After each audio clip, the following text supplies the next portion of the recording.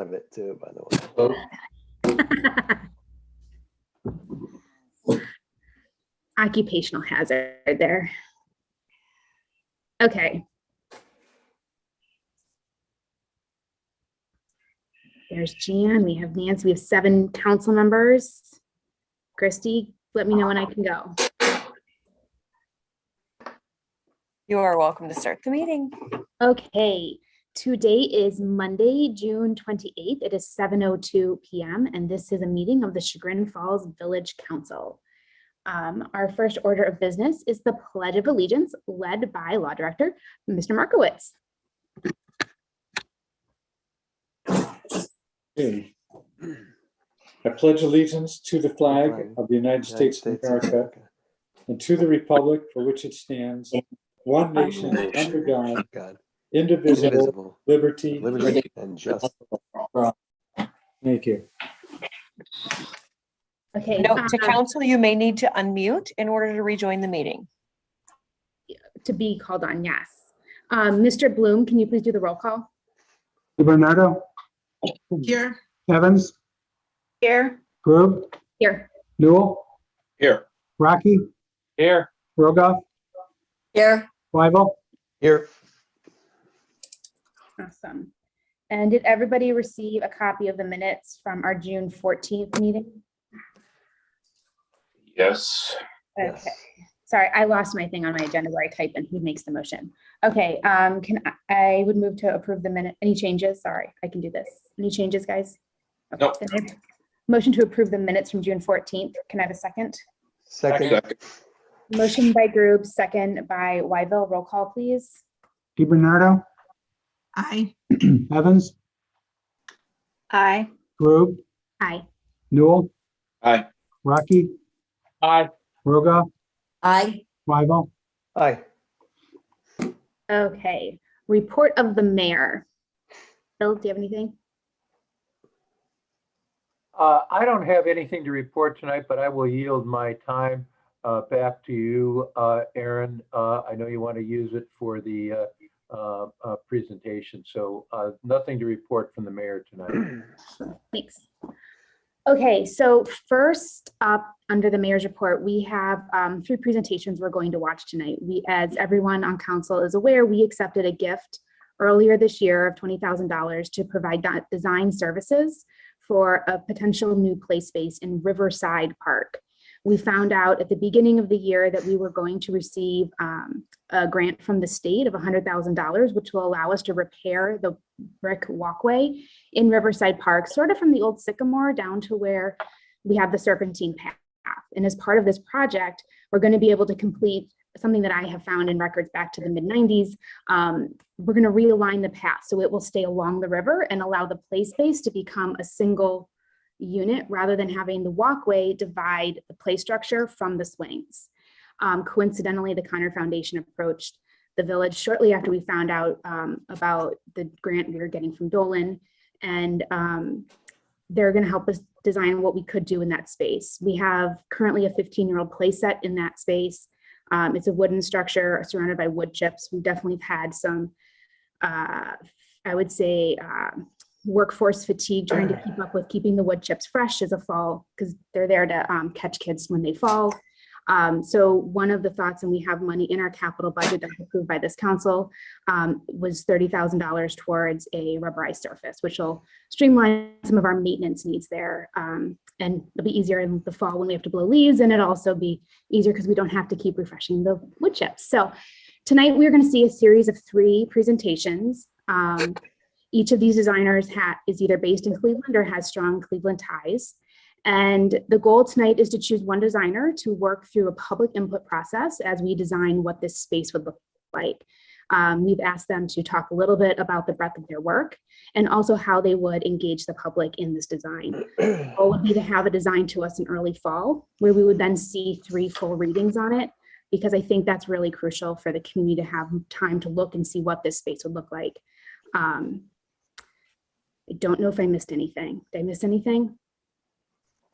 Okay, so first up tonight, we have Daru Landscape Architecture, headed by Jamie Schwartzberg. And you're welcome to screen share. And then we're going to do about 10, 15 minutes of presentations and about 5 minutes for council to ask questions. And Christy, can we invite the committee who helped narrow down with the Land Studio into the meeting as well for the presentation portions? And who would that be? I will send you the names. Thank you. Okay, go ahead, Jamie. Okay. Thank you all very much for having us. We are super excited to be here. I have to say, as a landscape architect in Cleveland, we do all kinds of projects, public, private, commercial, but playgrounds and play spaces are really like my favorite designs to do. You can never have a bad day when you get to see kids playing on your work at the end of it. And I also just want to say really quickly, I didn't know the list of who else you guys were talking to until I just saw it at the agenda, and it's a great list. You can't go wrong. I will try to give you a sense of maybe how we're different than the other two groups you're interviewing, but honestly, it's great. It's a great list. And I worked with Jim McKnight for a really long time, so I have nothing but good things to say about him. And I've worked with Mark Regelman as well. He's awesome. I am going to share my screen. Let's see here and get this show started.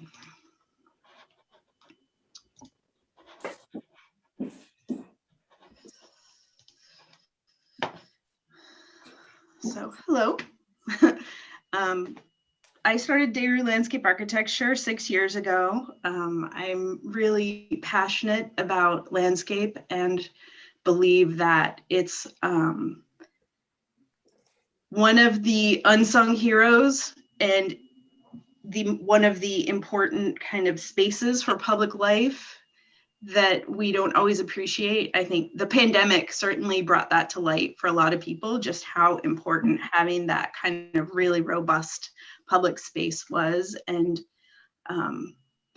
I just love being able to make those things better and to create kind of communities that live in those spaces and function and operate and make memories. That's something that we really love to do. So we worked a lot with local communities. We work with cities, we work with community development corporations, school districts, private individuals, developers, kind of all across the spectrum, from little small groups to big multi-million-dollar projects.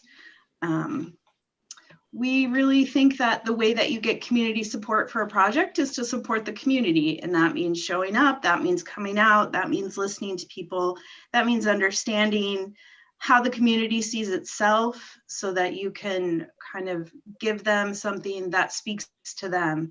And we always strive to make our landscapes beautiful and engaging. And that may seem like, well, I hope so, but we take that approach whether we do a parking lot or, you know, a loading dock, just as much as when we do a public park or a corporate headquarters, that every space should be a space that's valued in my estimation. And particularly on play, I think that, you know, play, we just think like, oh, dump the kids outside to get their energy out, whatever. But play is one of the first and the most fundamental ways that humans engage with their world. It's the way that children start to learn and explore and understand themselves and the things around them. And outdoor play for children in particular fosters foundational connections with the community and with nature that can last a lifetime. And when we shape those with that in mind, we create citizens who are engaged, citizens who love their neighborhoods. You might think back about the time you climbed a tree when you were a little kid, or waded through a stream, or fished for crawdads. And those are the kind of experiences that we want children to have. And we want to create those opportunities for those to happen. And I think the last thing is that you're never too old to play, that, you know, play isn't just for little kids, and everybody should get that opportunity to run or spin or smile a little bit, particularly in our parks. So I have two projects I was going to talk about with you today. I'll go quickly, but I wanted to, they're kind of opposite ends of the playground spectrum, and that's why I selected them. So this is Music Settlement Nature Classroom. This is for their preschool. And they came to us, they wanted a nature classroom. They had a little grassy area, it was just grass. And they wanted this nature classroom. They wanted very specific elements. They wanted art, they wanted nature, they wanted small parts play, they wanted music, they wanted gathering. And so what we did was we worked with the teachers, we worked with parents, we had meetings, we conducted workshops to kind of really talk to them about how they could incorporate their curriculum outdoors, but also, you know, the more brains you get in a room, the better ideas you get. So really kind of starting to bring everybody along on that process so that when we got the final product, everybody was excited. Everybody saw themselves reflected in the plan, and that helps generate excitement. And then, you know, sort of the next step was we didn't want any parents to be surprised. We don't want anybody to not understand what they're getting. So this was really shared with the parents. They gave them a long opportunity to comment. We were allowed to incorporate those comments, and that created a sort of a very different space than what they had a traditional playground. It's off to the left in this photograph. And this is their nature play classroom. So they call it a classroom. It's a learning environment. They treat it as a learning environment, and the kids are allowed to get wet and get muddy, and they have boots, and they, you know, they run around with sticks, and they slide on the hill in the winter, and they run through sprinklers in the summer. And it's really about kind of all of those experiences in nature that we want our children to have. They can pick the flowers, they can smell things, there's places where they grow things. This is the water pump and the little rill that the kids can play in. It leads to a digging area where they can make mud pies. This is a kind of sticks and rocks area, and it also functions as a story circle. So you can see this is in a shady area.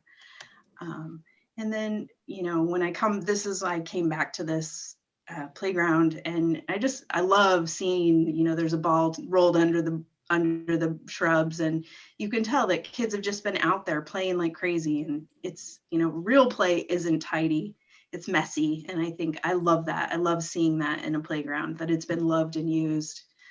The kind of opposite end of the spectrum was Nelson Rust Park. This is in Fairview Park over on the west side of Ohio. They had this old parcel of land where originally the recreation center headquarters had been, and it had been torn down 10 years ago. It had just been vacant land. They didn't know what to do with it. They wanted to do a park. They weren't sure what to do. So we developed this park plan. We met with the neighbors. You can see this is tucked in behind houses. There was some neighbors who were very concerned about what having a park in their backyard would mean for them. So we met with the neighbors, we talked through their concerns. We met in the park to kind of really walk through where things might go, how people felt about it. And we helped them do this in multiple phases. So they had funding over a couple of years. So we did a first phase, and in the first phase, we did this shelter, right? It kind of you land, gives you a place to say, this is not just an open field anymore, it's a park, and they can have events, they can have meetings, they can have fundraisers here. So we did the shelter as the first phase. And then in the second phase, we added a 1/4-mile loop trail. We wound it through the woods. We worked with the contractor to kind of find the path through the woods that required the least tree clearing. We had outdoor fitness. So this is both to engage teenagers, but also provide exercise opportunities for the older residents of the neighborhood. So not just about the little kids. And then of course there was a lot of play equipment. And we developed the play equipment in pods. So it creates this kind of circular loop of play. And that is both great because you get kids, right? You sort of sneakily work in a lot more exercise because the kids are moving from pod to pod, but it also sort of distributes the play. So if kids are a little anxious or they're overwhelmed, it gives them they can retreat to a quieter space, but not feel like they had to leave the playground. kids of differing abilities, kids of different temperaments. It gives a kind of, everybody has a place on the playground.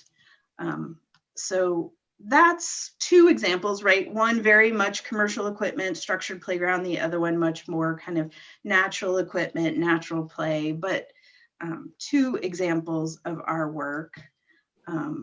Our basic process is, if you've worked with architects before, is very similar. We do a process of discovery. For us, this is really kind of setting the groundwork for how a project goes. So we ask a lot of questions. This is a lot of listening in this phase. So we want to know the history. We want to know the goals for the future, the vision. What are the practical considerations?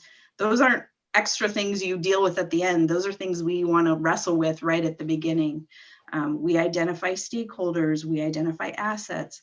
We kind of really like set the tone for how the project's going to go forward. This is the phase where we ask, what are our goals? Who are our stakeholders? You know, I mean, we're not reinventing the wheel, it's a play space. So how have other people done it? What can we learn from that? What do we want to do differently? And how do we see the project in relation to the neighborhood? So every project is different because every project is in a different place for different people. And those are the things that we really want to tap into so that the final project couldn't be anywhere else but where it lands.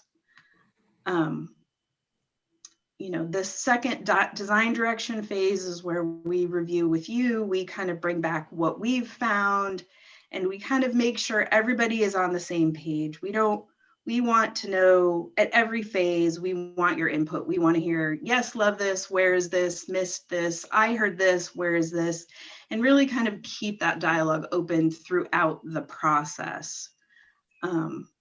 You have design development where the kind of the project narrative starts to take form. There's elements are being defined. And even at this point, we're reviewing with the stakeholders, we're checking in, listening, addressing any lingering concerns, or sometimes new questions. Sometimes we do something that people didn't expect, and then there's a whole host of new questions to be answered. But again, like really making sure that the community is on board. That is 100% how projects are successful in the public realm. During the production phase, we kind of, you know, we get the construction documents together, we work with you to make sure the project gets out to bid. And then during construction, particularly with playgrounds, there's so much safety and legal requirements with playgrounds that we find working very closely with contractors to make sure that they understand and that somebody who knows, oh, you know what, that gap can't be 12 inches, it can only be 10 inches. That somebody who knows that information is on site and is kind of really making sure that the playground meets all of the legal and safety requirements at the end of the day, because that's important for the city, but it's also, I mean, terrible. You don't want anybody to get hurt on your playground. So we find like we like to stay involved in that phase and really kind of work closely with the city and the contractors. And then I think, you know, there's this end of the process, playground opens, yay, everything's done. And our approach is, but we don't disappear. If you have questions, you call us, we come back, we see how it's going, what things were successful, what things weren't so successful. We're here, we're in the community, you know, we want to be a resource. And I think to us, that's part of the project. It's not like an extra, like that is the continuation of the project, is the relationship with you guys as the community, but also with the construction site itself. There's a project that I did on Carnegie and I drive by it every day when I come home from work, and it's like, I still, you know, you look at it every day and you think, okay, that worked, that didn't work, like still working on that. And I think it, you know, it's part of the process, but we don't just disappear and you never see us again. And the last thing I wanted to say in particular for you guys was public engagement strategies, which was something that you had questions about.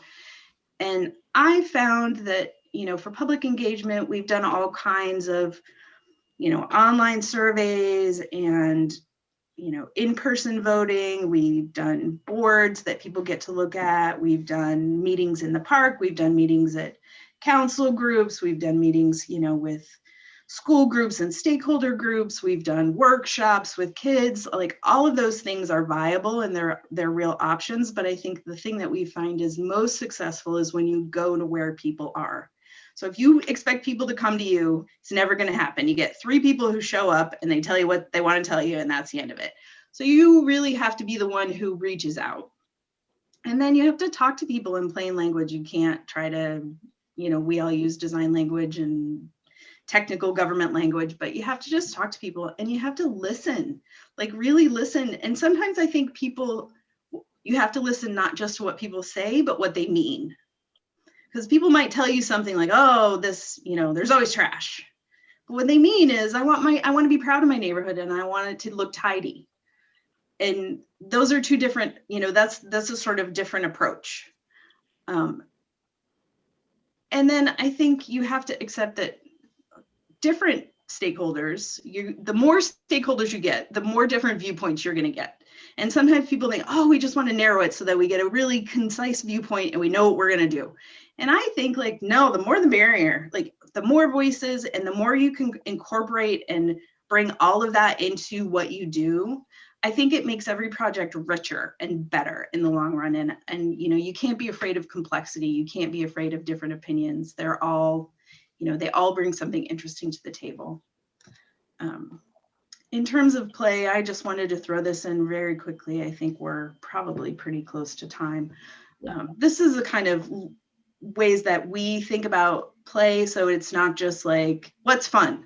But it's that there's all these levels of development that happen in play, and a good play space should touch on all of them, should give you a lot of options to develop all of these things. And on top of that, I think for me particularly, I'm very sensitive to universal play, so that playgrounds should be equitable and fair. Everybody can't do everything, but there should be something for everybody to do.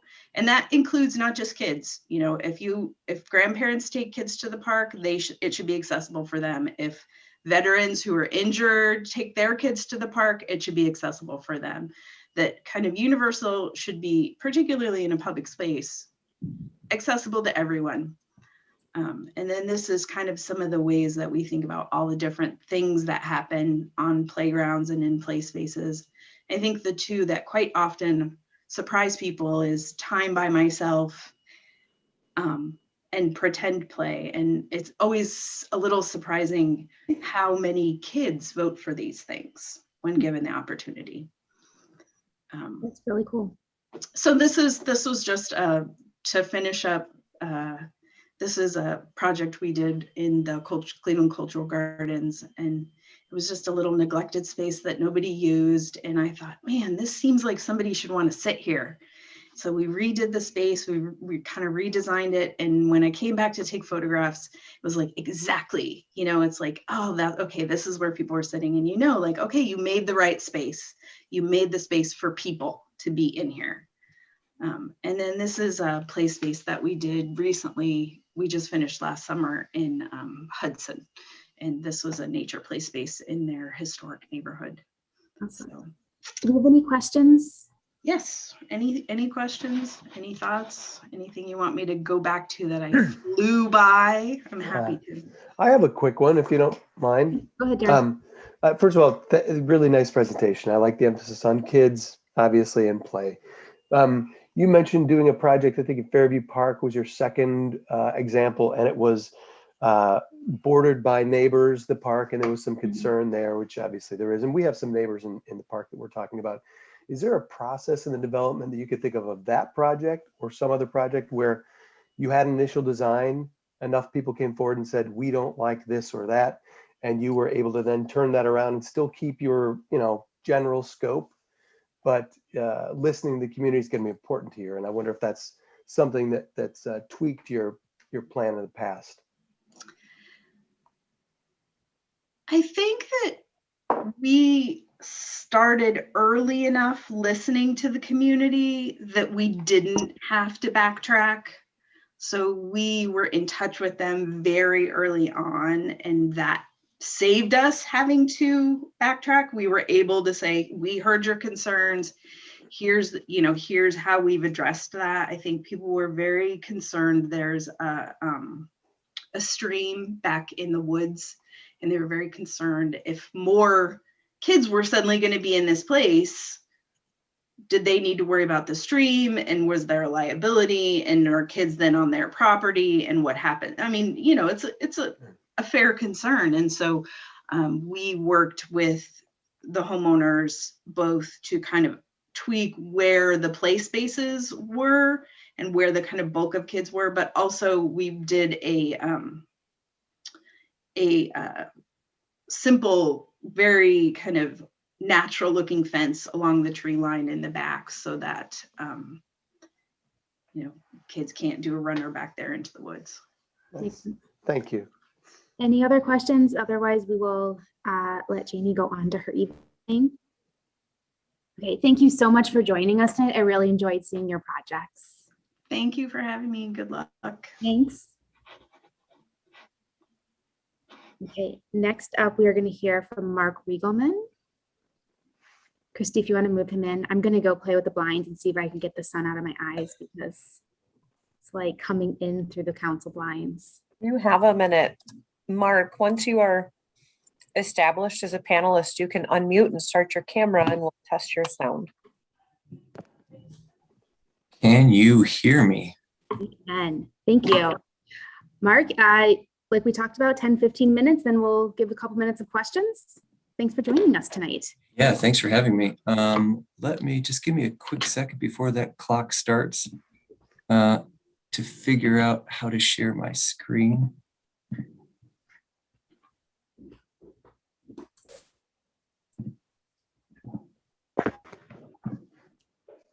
So Mark, if I may ask, there you go. You look like an old pro already. You would think after a year and a half There you go. doing this. We have your presentation on screen. You're good. Okay, I just want to get it to full screen. Okay.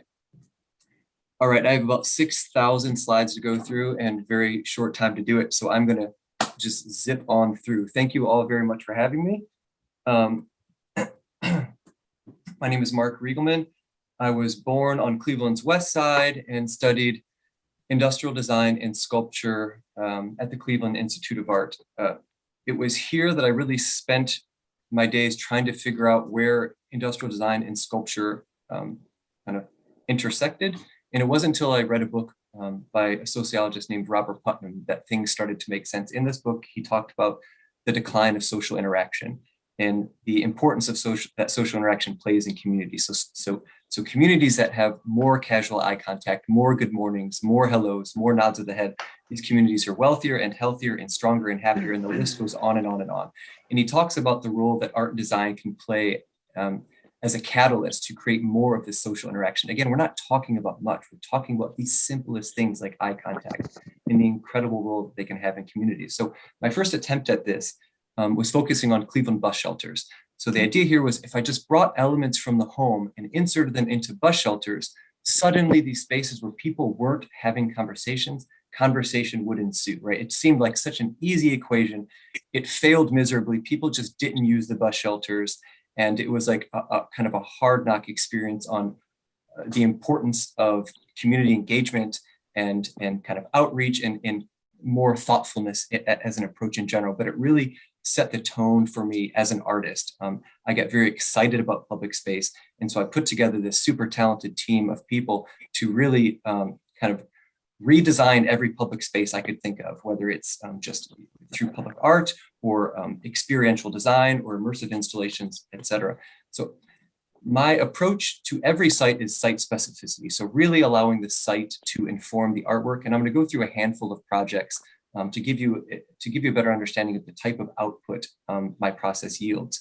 So upriver, downriver, this is kind of falls under the colorful category. This is a project in Louisville, Kentucky.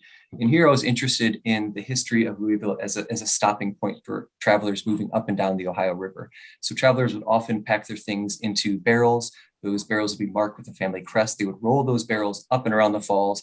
And Louisville became this kind of stopping point and this kind of megascape of stacked barrels on the waterfront. So this is kind of an homage to those early travelers. And all of my works, as you'll see, and I'll talk about play specifically later, they're all playful, but not necessarily playgrounds. And I think that's an interesting distinction, but I want all of my work to be engaging regardless of the final function. The Great Picnic, falls under the functional category, obviously. Here I was interested in creating a modular picnic table that for 100 that sort of captured the disastrousness of picnics with my family, which is kind of like arguments and battles, different ideologies, all kind of conflicting into this weird meal. And so the types of wood species, the dyes that I use, these are all trying to highlight the unique intersection that picnic tables offer. The Meeting House, this falls under the iconic category. This is was installed in downtown Boston on the Greenway. It references the kind of disastrous infrastructure projects, the Big Dig, specifically, and how that project kind of destroyed homes, displaced people. And so the final project talks about that history, highlights the kind of quintessential New England architecture, while also talking about the duality of the current site, where pedestrians walk on top and cars walk below. I think the last project I'm going to talk about before I jump into some other things is a project that I recently designed in Alexandria, or recently installed in Alexandria, Virginia. Here, I was very interested in creating an immersive environment. This was designed during COVID, so I wanted to create something that groups of people could gather around, but not around a singular element. And so this is a kind of a installation that allows people to become absorbed into it. And the variety of heights of these pilings not only references Alexandria's unique relationship to the waterfront and their long-term goal of extending further and further into the waterfront, but the heights of these things became pedestals for kids and adults, places to set a coffee, places for people to sit down and have a lunch. So it became a very multifunctional space. In addition to creating kind of playful site-specific sculptural works, I also do a fair bit of art consulting and public space consulting. And so I'm going to show just two images, one of East Village Green, San Diego's most expensive public space. Here I was invited to work with the Office of James Burnett. They're a fairly well-known landscape architect based in San Diego, to not only create artworks, but also allow the research for my artwork to help dictate other parts of the space, whether it is walkways, wayfinding system, color palettes, branding, surrounding murals, etc. So this is a way for the artwork and the research of the artwork to help dictate other parameters more in the landscape architect's world. The next project is St. James Park. I was hired by the city of San Jose to work with CMG, their landscape architecture firm based in San Francisco, to redesign the experience one has with public monuments. So we've been working on a public monument walk, and my job is to create the circumstances in which a fresh perspective can be brought on more traditional public monuments in a specific park. So all of these projects, whether it's a site consultant project or a public art consulting project, or me as an artist creating work, all of it is important for me that the site informs the experience and dictates the design. So that's what it means for me when I say site-specific artist. There's four main categories for me that are paramount for the work being tailored to the site. That's research, observation, documentation, engagement. Research is obvious, like gather information. I spend way too much time to understand a site's history. There's no better way to understand the people of a site and the architecture of a site without going back hundreds, if not thousands of years. Observation, understanding how people use the site. What do they use it for in the morning, in the afternoon? What does it look like on the weekends, in the evenings? Just getting a good feel for how a site is being used. Documentation, this is understanding the type of architecture, the patinas, the paints, the way that sun hits different surfaces, reflectivity, et cetera, et cetera. And engagement, this is clearly the most important for me in any project, is working with actual people. I come to these sites as an outsider every single time, and it's very often that I'll never come to the site again. So it's very important that the project that I leave there is really tailored to the site conceptually and formally, and there's no other way of doing that other than community engagement in many different forms. So I'm going to talk specifically about a playground, since that's what this project is focused on. So Sweetwater Park, Sweetwater Playground in Domino Park is probably a very familiar public space to any of you that are familiar with kind of urban environments. And it started with the Domino factory, this colossal factory that was producing 50% of the world's sugar at some time. So it's just an incredible place on an incredible site overlooking Manhattan. So the landscape architect, James Corner Field Operations, invited me to design the playground for the space. They really wanted it to be an artist-driven playground, not a playground designed by a playground designer. So the first step for me was to go to the site. And I left the site being like, just let the kids play in this factory. It is already the best playground ever. Just let them play. And so from that moment, that is really what I was trying to capture. So understanding the sugar refining process, like cane sugar, rotary filters. I have no idea what any of this means, but I just love the idea that kids enter as sugar cane and leave as raw sugar, and go through this weird process. The outreach is very, again, it's different for each site. It really depends on the people. So I did a lot of outreach on Facebook and social media, and in addition to just reaching out to people that were passing around the site. At this time, I didn't have kids, and in New York City, you're not allowed to be in a playground without kids. So I had to borrow other friends' kids so I could understand how they use playgrounds and talk to them like, is this a totally lame playground or is this really cool? And what makes it cool, right? So getting a kid's perspective is pretty relevant, and they have like pretty awesome perspectives in general. So then the process starts with concept sketches, development sketches. And at this point, kind of design development, I'm working with landscape architects, safety experts, engineers, et cetera. Like the whole gang is on board with this stuff. But so of course, this is artist-driven stuff, but this is a huge collaborative effort, and it takes a lot of folks to get these things done.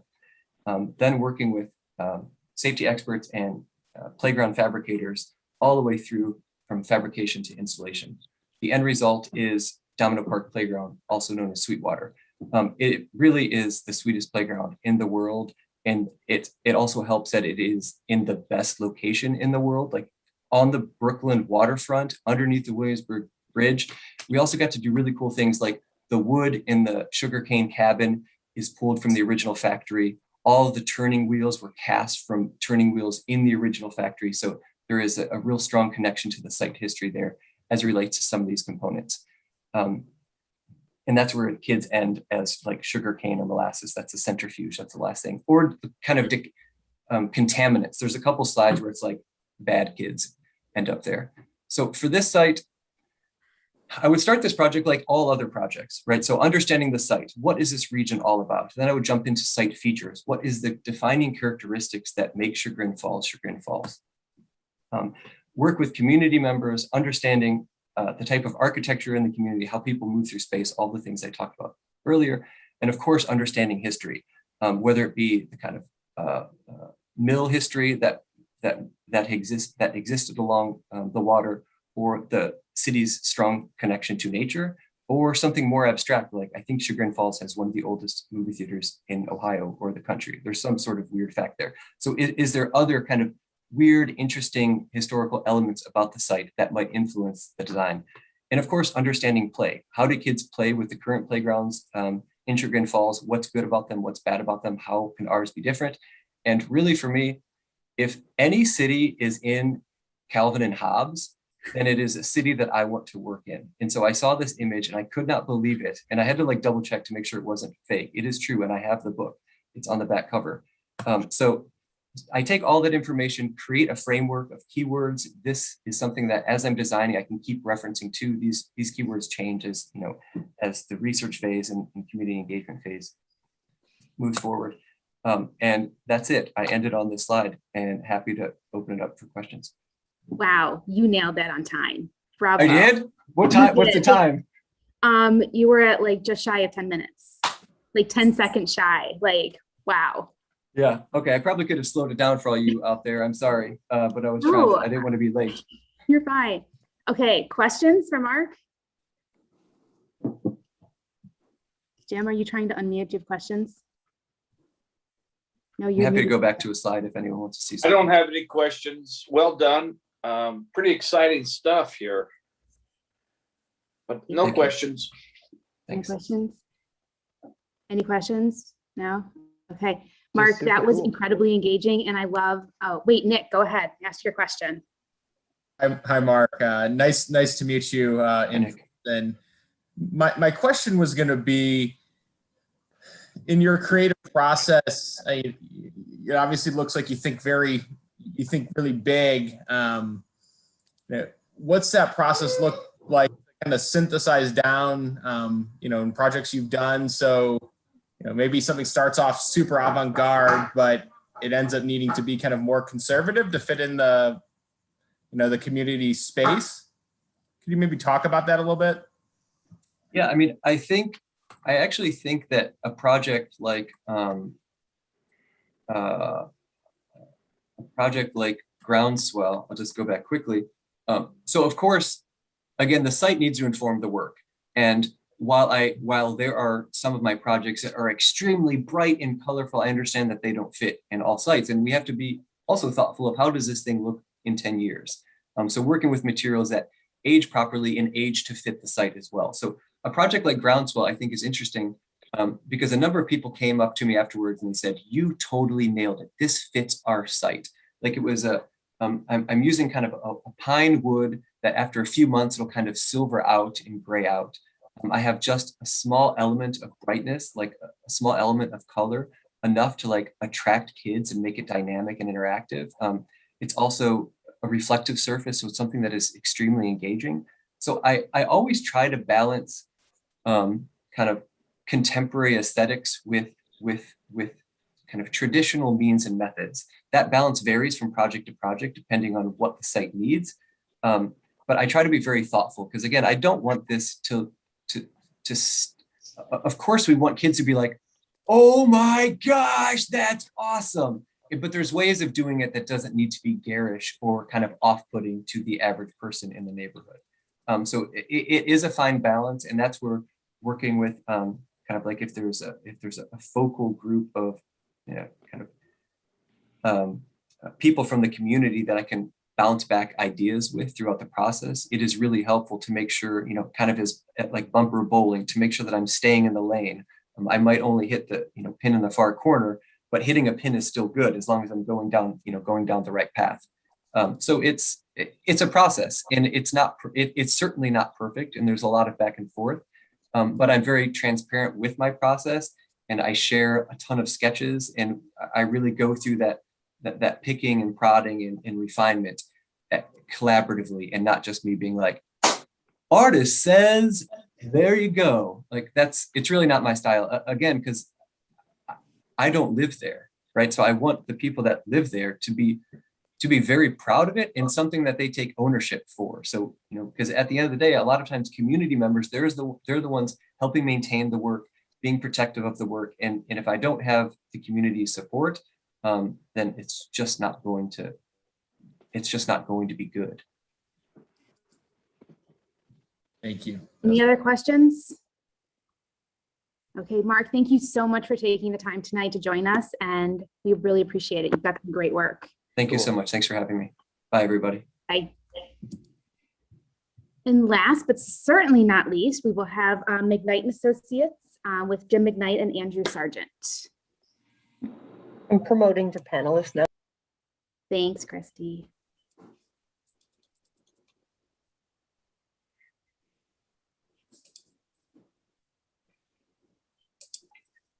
Let Jim get connected too.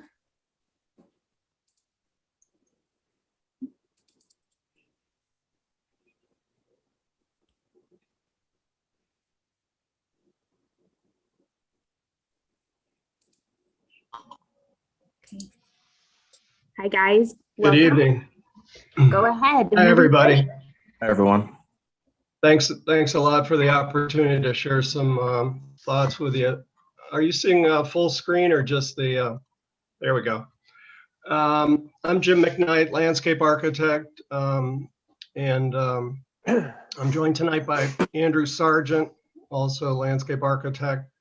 We're working together on a few different projects here in Cleveland.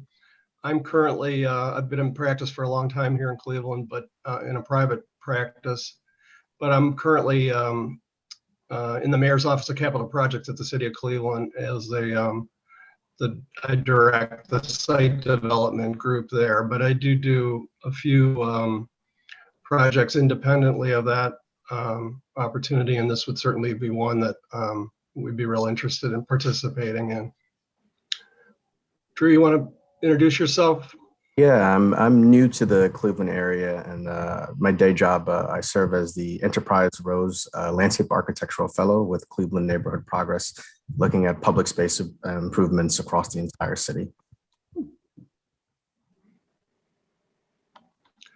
So a lot of my work has been informed by the work of Robin Moore, who's involved with the North Carolina State University Natural Learning Initiative. And one of the first projects I worked on about 30 years ago was actually Orchard School for Land Studio's predecessor, Parkworks. And essentially, in this case, we took the entire asphalt lot out and created a nature play area that not only included active uses for kids, but also learning opportunities in nature throughout the school ground. And that's led to then sort of a refinement of play opportunities in a variety of different forms and fashions. And this is an example at Shaker Heights, the Round the World Playground, that sort of reflected the various cultures of Shaker Heights with Tudor architecture, but also palaver huts and Oriental roof styles. So it blended all different styles together in play environments for a range of different kids and their ages. And then we were over then at Shaker, in Shaker Heights at the Horseshoe Lake Park.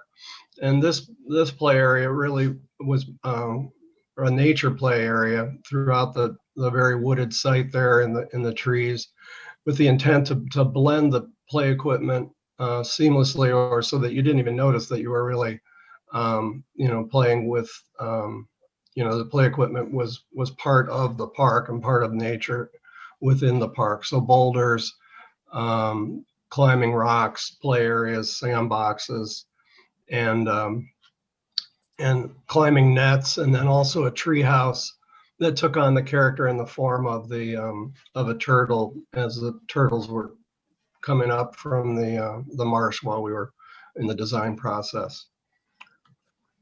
And then at Zone Rec Center, worked to create a complete eco-friendly park there, where all stormwater is maintained on site and is seamlessly worked through the play zones, and also has sculptural elements, in this case provided by Steve Manka, and stormwater management that I mentioned that takes the stormwater throughout the park space, but again creates a range of different opportunities for kids of all ages, and an intergenerational opportunity as well. So in this case, we blended seating and game table opportunities together with play opportunities and a splash pad, and quite a dynamic play zone in that case. And then also worked in the Buckeye neighborhood to create a small plaza, and James Simon was the sculptor there that created the focal point sculpture of the jazz musician in the plaza space, and tile work as well, decorating the bench surfaces. That same tile artist, Angelica Pozzo, provided the tile work in the Stephanie Tubbs Jones Plaza. This is in University Circle, and David Deming did the sculpture for Stephanie Tubbs Jones.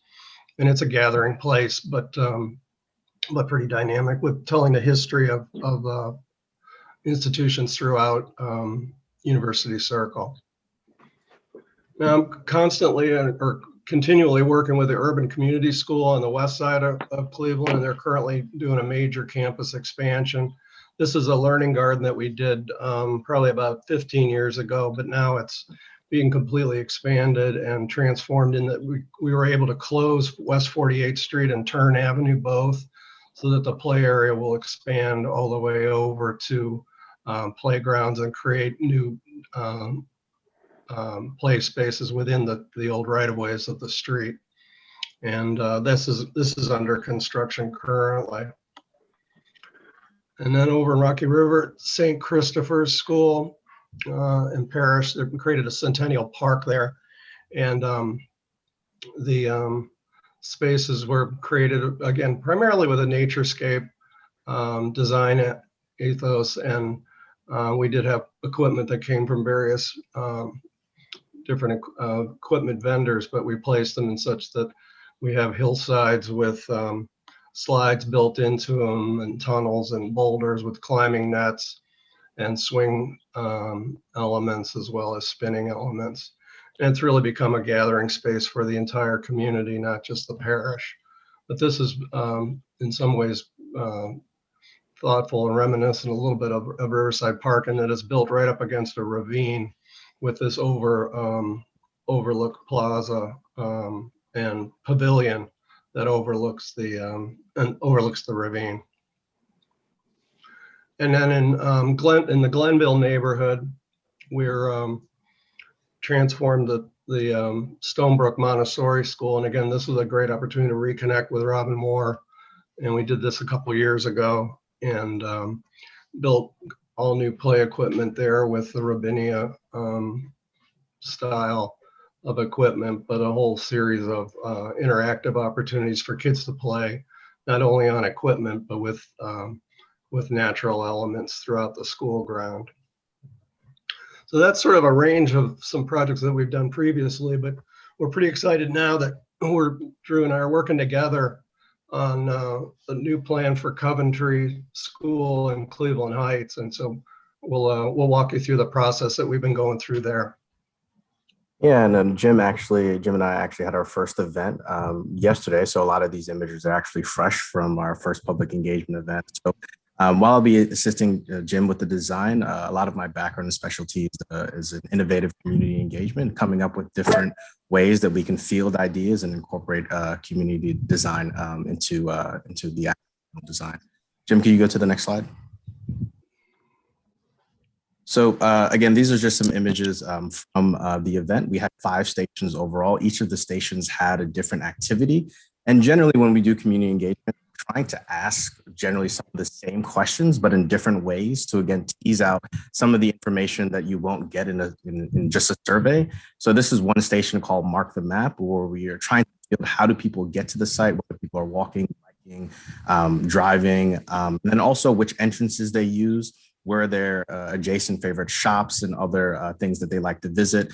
Specifically because we're working with kids, we're asking the kids where on site do they like to play, where's their favorite spot to meet friends, family, and so forth, trying to, get feedback on the actual particulars of the site without, asking a ton of survey questions. Next slide. And then we have one activity called Predict Your Park. And this one is essentially a way to get people to rank priorities within the park. So we know from previous surveys that the Coventry Library had did that there were some key things that folks wanted within the park, but this gave people an opportunity to, one, talk about the level of investment that they want to see in certain areas within the park, which gives us, the information that we need to actually design certain spaces in terms of hierarchy. Next slide. And then we also had a share your story kind of area where people can share, kind of qualitative stuff about the park in regards to, things that happen at specific events or just small gestures that someone has done in the park for them, whether it's sharing an ice cream cone or something like that. Next slide. And then this one, because again, we wanted to get a lot of feedback in regards to the play equipment, was a little bit more lengthy of a survey in terms of precedence, where folks got to choose from a selection of images in a range of categories, and then provided their feedback on what image that they choose. Next slide.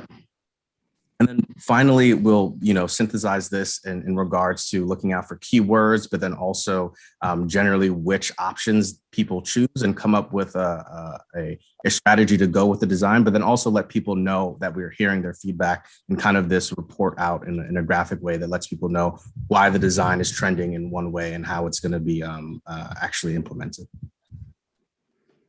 Great. Well, with that, we'd entertain any questions. We're certainly excited by the opportunity that Riverside Park provides. Drew and I are both out there on Saturday, so we got to see the park in full use, and love to hear a little bit more about your goals and objectives. And again, we'll certainly field any questions you may have. Do you have any questions right now for Jim and Drew? No? Okay. I mean, so our goal here is to, sort of update this space now that we're going to adjust the path. And as a resident and a mother, I think the fixing of the path is really going to sort of adjust a little bit of the flow issues we currently see in the park. It's a little bit horrifying when your 3-year-old or 2-year-old is trying to step over those big railroad ties onto the brick path. And, dogs and children just generally need to have spaces where they don't have to interact. And I feel like right now we sort of create this bottleneck situation where we're pushing them to interact in a way that is hard for people to choose not to. Do you know what I mean? Like Right. So I'm excited personally about this path adjustment. I'm really grateful to Senator Dolan for helping us make that funding possible. So if anyone doesn't have any questions. Erin, I don't know what happened to my picture, but I'm here. Okay, good. Janet. I'm glad you're here. I think that we should have asked the audience, because we don't want them to wait to the end of our meeting to make any comments. If they have any questions for the. Well, we've let the other designers go. So it would, if Jana has, is everyone okay bringing in public comments for questions at this point? I don't really actually want to ask Ignite just to be the only one to answer public questions. I don't think that's a really No, I think it could be of any of the 3 designers. Okay, they're not all on anymore. That's what I'm saying, Jan. I see. I didn't know that. Yeah. Okay. Well, thank you, Jim and Drew. I appreciate your You time bet. tonight. Come and join us. Thanks so much. Thanks for the opportunity to share that with you. Thank you. Okay, so we are going to put our playground discussion on hold for right now. We'll come back to it after we get through our legislative docket, because we have a public hearing too on zoning that we need to get to. So, Mr. Markowitz, report of the law director, and then we will move into the zoning hearing. I'm going to give everybody a chance to get back online since I pivoted kind of quickly for them. Okay, let me get back here. Okay, you ready? The report of the law director. Oh, wait, hold on. I forgot the report of the finance director. Oh, no problem. I don't have a report anyway. Thank Okay, you. thanks. Sorry, Dave. I didn't want to forget you. That's okay. Sorry, now your turn, Dave. Okay, thank you. The first item we have is ordinance number 2021-24, an ordinance amending the planning and zoning code of the village of Chagrin Falls and amending section 1135.02 parens A parens 1 and adding new section 1135.02 parens A parens 1 parens capital B. Okay, so at this time we will move into the public hearing for ordinance 2021-24. Do we need a motion for that, Dale? Yes. Okay, I move into the public hearing for ordinance 21-24. Second. Motion by group, second by DiBernardo. Roll call, please. DiBernardo, Aye. Evans, Aye. Grube, Aye. Newell.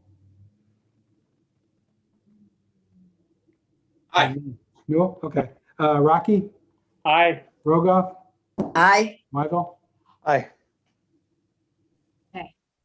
So at this time, we will take comments from the public on the proposed zoning changes. So in order to comment on this piece of legislation, we will ask that you use the raise your hand function through Zoom. And then one by one, we will move people over into the panelist side of the meeting so you can share your thoughts with council. Does anyone want to raise their hand? I'm gonna give everybody a moment here. The raise your hand function, at least on my screen, is sort of located at the bottom. Looks like a little I do hand. have a hand There you raised by go. Andrew Shibley. I'm promoting him now. Thanks. It'd be weird when we don't have Zoom anymore and I don't have to like fill the transition spots. Wish I was more quippy and interesting tonight. But the sun stopped shining in my eyes, so that's a win. Hi, Andrew. Hello. Hi, everyone. Go ahead. Oh, I think we need your name and address for the record. Sure. Andrew Shibley, 921 Rose Boulevard, Highland Heights. Okay, go ahead. All right, thanks. Well, I know we've been on these calls a few times before for various reasons, so I think everyone's kind of heard our thoughts along with Larry Shibley. So I'll keep it brief, but just to reiterate, based on the changing demand in space in Chagrin Falls since since COVID, we feel that having office space along with retail would really serve the village well, especially in our what we've seen from different calls that we've been getting. And we think it's great to keep the buildings primarily as office, but having a small percentage like the code has suggested with the 30% number, we're all in agreement with that. And we've talked about parking issues and utilities and things of that nature. And I think everybody, for the most part, understands that that it wouldn't be an issue in most buildings. So I just wanted to, again, give our support for it. And after reading the code, the proposed amendment, we would give our full support behind that as well. So thank you. Thank you. Do we have anyone else in the public who would like to speak to council? I'm not seeing a plethora of hands. Okay, then, if I don't see any more hands, I am going to end the public hearing and then council's going to go into its deliberations. Going once, going twice. Okay, so I would motion to adjourn from the public hearing for ordinance 2021-24. Second. Motion by Grube, second by Newell. Roll call, please. Evans, Aye. Grube, Aye. Newell, Aye. Rocky, Aye. Rogoff, Aye. Wyval, Aye. DiBernardo. Aye. Okay, welcome back. We are in our council meeting again. Does anyone from council want to discuss the proposed ordinance 2021-24? I always like how we switch meetings. Yeah. I know, Aaron, you can't see me, so I can't raise my hand. Okay, go ahead, Jan. Go first. I have several concerns about this piece of legislation. One of them is that it does say 30%. So you could have a building that's 4 or 5, 3 stories, at least 3 stories, and it could go into the second floor depending on the size of the building.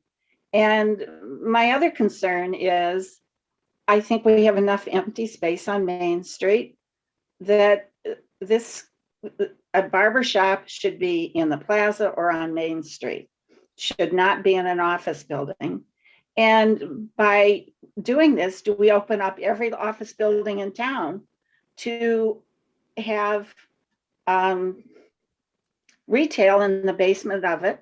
Or in the case of the building on River Street, could it be in the top of it? Because it's 30%. I would rather see us review the zoning code and the central shopping district than do this, because I think it opens up an awful lot of opportunities. And you could end up with tattoo parlors and, small art dealers producing a single product. I just don't think it's in our best interest. Okay. I've got a concern also that I think that when we start talking about, this 30%, we're opening ourselves up for retail space that's going to be rented at a lower, kind of a lower rate than the rest of the retail space in Chagrin Falls. And I have some concerns about the type of business that might attract. I mean, that it won't really mesh or blend very well with the retail and the businesses that we already have in Chagrin. So that's kind of, the more I've thought about that's kind of become the overwhelming problem with it for me. And so that's kind of my thoughts on that. Okay. Go ahead, Rob. Aaron, I just want to make it clear that our current code prohibits any tattoo or body piercing establishments. Just so everyone knows it's not allowed, even in our retail districts. Well, there goes. I appreciate that. Other comments from council? And this would allow, 2 or 3 story buildings to have retail. That 30% of the retail can be anywhere in that building. It does not have to be the first floor. So it And- does kind of, right, this, you can rent your third floor, walk up retail real low to something. You know, I think that that kind of opens us up to this, you know, some retail that may not mix well with the retail we already have in the village. So It's I thought, 30% of the building. It probably wouldn't be a whole floor. No, but you could choose your 30% and put it on the third floor, which might be your least desirable office space to begin with, and you know, and then rent it out real cheap to some retail that you're trying to get into that spot. That's kind of my concern. so I struggle here with where it's the role of the market to bear out where people put their businesses versus, you know, where we have zoning in order to keep uses clear and concise for property owners and renters themselves and business owners themselves. It's an interesting balance here. Yeah, I don't know if I agree with what you're saying, and I appreciate what Andrew and Jan are saying. I don't know that necessarily low rents would encourage, I don't want to say unsavory business, but that's kind of what I'm hearing. So I don't know that there's a correlation there between rents that are a little less pricey as a part of that office space being something that's less desirable. I get what you're saying though, Andrew. I mean, there is a certain theme to downtown and you do want it to flow and you do want it to mesh. I get what you're saying. I just don't know that low rent means Yeah, I unsavory. mean, I'm just my concern is that we have very high-end retail at the moment, and I think we need to work very hard to kind of protect and save that high-end retail for the village, because it does attract, you know, attracts consumers to the, you know, to the businesses that are in the village. So that's my concern at the moment. Okay. And would this legislation allow it in the Merrill Lynch building? Would it allow it in the Curtis Clinic building? Or is it just simply this one building? It's a change to the zone, to the Zoning. use of So office. it would allow any building? Correct. It's in the office. I'll take, Building in the office. Wait. I'll take- Dale. Hold on, Dale, clarify for me. I misspoke. Yeah, this is a change to the office district. So this only applies to whatever office buildings there are in that district. Rob, you have a map that you can show us which properties this will apply to, right? Look, Rob put this together and was like, I've got it. Man, lickety You split. read your mind. He did. It was awesome. It's like, that was a great idea. So all of the blue parcels are the office district. So we have the Hergenroder building, the old post office on West Washington. Several parcels where my cursor is here on Center in North Franklin. One parcel here also on South Franklin, and several on South Main. 3 parcels on East Washington. The post office parcel on East Washington here. Several parcels on Bell Street. How about South Main? South Main, there is only these 2, 34 and 40 are the only 2 office zoned parcels right across the street from May Court. Got it. And then Okay. we have the parcel where the AT&T utilities building is on East Orange Street. And I believe we still have 2 parcels over here at the corner of West Orange Street that are now condominiums. So No, we should. Right. update yeah, someday. those need to be changed at some point. It feels pretty minimally impactful looking at it from this, you know, view. Does that. Thank you for putting that map together, Rob. Yeah. Oh, no problem. Okay. Any other thoughts, comments, ponderances? I'm going to make up new words. Are we ready to vote, my friends? Oh, wait, sorry, I didn't have everybody's faces up. Are we ready to vote? I think everybody's ready to vote. Okay. This is our third reading, right? So This is our third reading, so we can vote on this, and we've had a public hearing. So Did you- I will make a motion to adopt. Second, Motion by DiBernardo, second by Rogoff. Roll call, please. Baruch, Love it when I go first. Aye. Newell, Aye. Rocky, No, Rogoff, aye. Wyval, Aye. DiBernardo, Aye. Evans. No, And that does pass 5-2. Mhm. Okay, thank you. Next item, we're starting a series of charter amendment provisions here. The first one is ordinance 2021-29, an ordinance providing for the submission to the electors of the Village of Chagrin Falls, a proposed amendment to the village charter to provide that the term of the office of council person is increased from 2 years to 4 years, and to stagger the terms, and to provide at the general election in calendar year 2023, 3 council persons are elected to a term of 4 years, and 4 council persons are elected to a term of 2 years, and to add gender neutral and numerical references. Okay, so for those out there in YouTube land watching, every Chagrin Falls is a home rule, is a chartered community, which means we declare certain rights as our home rule rights through the state of Ohio and the way the Constitution works. So every 5 years, we review that charter to declare, you know, how we're going to run our community. So we had a committee convene at the beginning of 2021. And these 5 residents went through a charter, looked at ideas and questions that came from myself, from the administration, from the law director.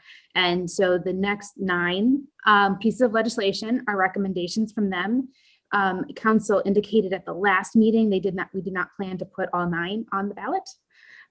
So I promise you it's not quite as overwhelming as it looks. So this first one is putting council on 4-year staggered terms beginning in the 2023 election. So it would not impact this year. The community would have to vote on it. So I guess for council, we have a long agenda yet tonight. So if we have anything we're thinking of just like not putting forward, let's maybe focus there, and so we can start narrowing this down for our next meeting. I'd like to go on record that I'd like to have some participation in discussing this, but if we want to move to the 3rd reading, I have no objection to that. Okay. Me too. Okay. I just would tell you that we have 60 to 120 days before the November election to get this adopted, so we still have time. And the hope is that by the end of July, you'll have resolved this one way or the other. Right. So Okay, oh, go ahead, Nancy. since you mentioned it, what would be the last meeting at which we could adopt these on the ballot?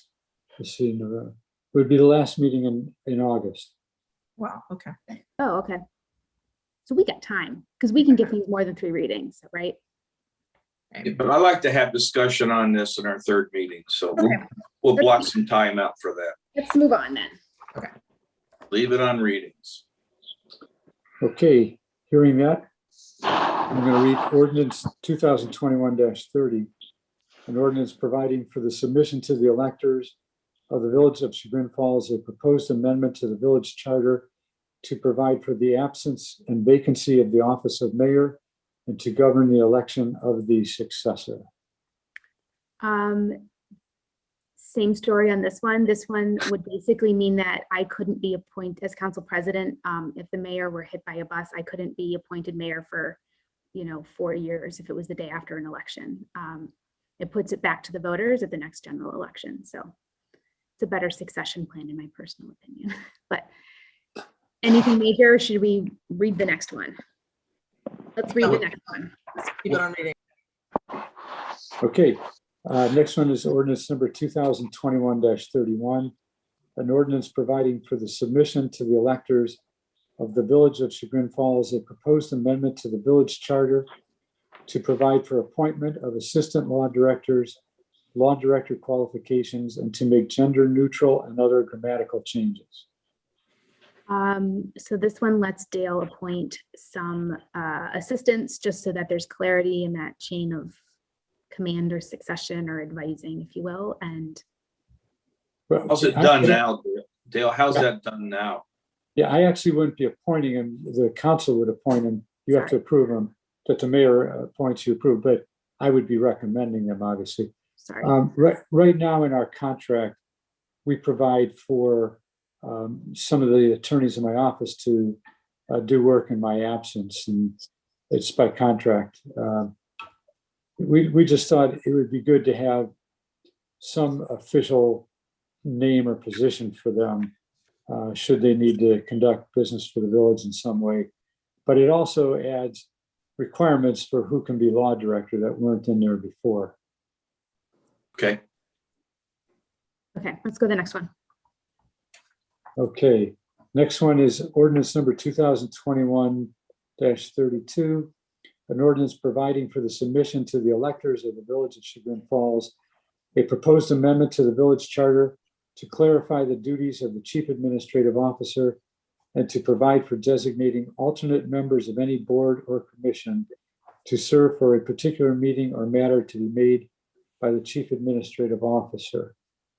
And on this one, if you'll recall, we made a couple minor changes since the last meeting. Do we need a motion to adopt as amended? So moved. No, do we need to? Oh, do we need to? Yes. Okay, motion to amend. Correct? Right. Yeah, Yes. motion to amend. Second. Second, Motion by Grube, second by Newell. Roll call, please. Newell, Aye. Rocky, Aye. Rogoff, aye. Wyval, Aye. DiBernardo, Aye. Evans, Aye. Grube. Aye. We were just clarifying some of the language in there. We didn't love the word order last time, so we asked Dale to clean it up just so that it was clear that the alternate being called by Rob had to be appointed by the mayor and approved by council. Right, it was to clarify that he couldn't appoint somebody not approved by council already. Yeah. Okay.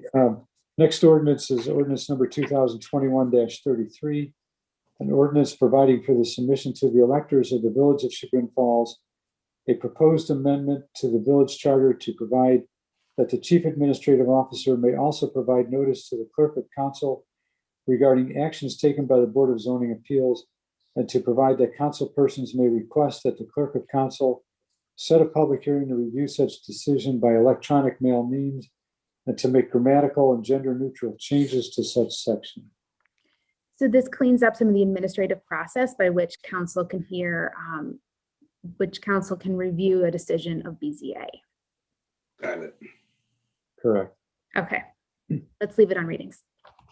Next item is ordinance number 2021-34, an ordinance providing for the submission to the electors of the village of Chagrin Falls, a proposed amendment to the village charter to provide for an exception to conflicts of interest when land is needed for municipal purposes and acquisitions are approved by a majority of disinterested council persons, and to make gender neutral revisions. Dale, I'm going to let you put that in a succinct statement so that I don't mess it up.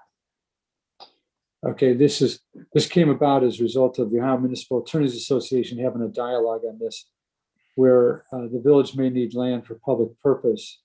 And the people who own the land, some of them may be on council, and it's a way to make sure that we're still able to acquire the land and that the council persons are not considered to be in conflict of interest and in possible jeopardy of civil and criminal statutes. It's not something that they're trying to take advantage of the village. It's something that's needed for the village, and we're allowed to acquire their land. Okay, any questions?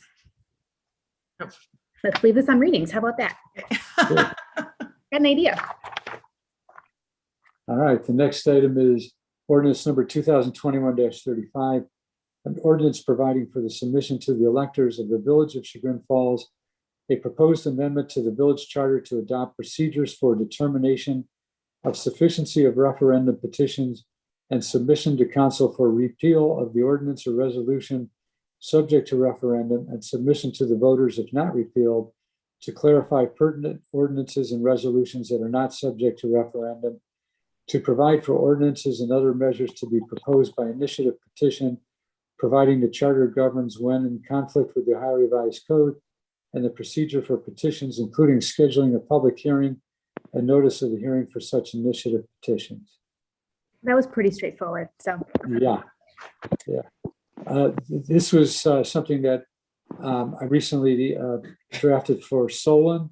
There was some issues they had there on a zoning contest, and I was engaged to help them on that. And I realized that although ours was not the same situation as theirs, there were some similar issues that could cause some issues. And it basically, the purpose is to provide for the village residents to have an opportunity at public meetings to be able to hear and discuss initiative petitions that are presented to the residents for voting in a November election, for example.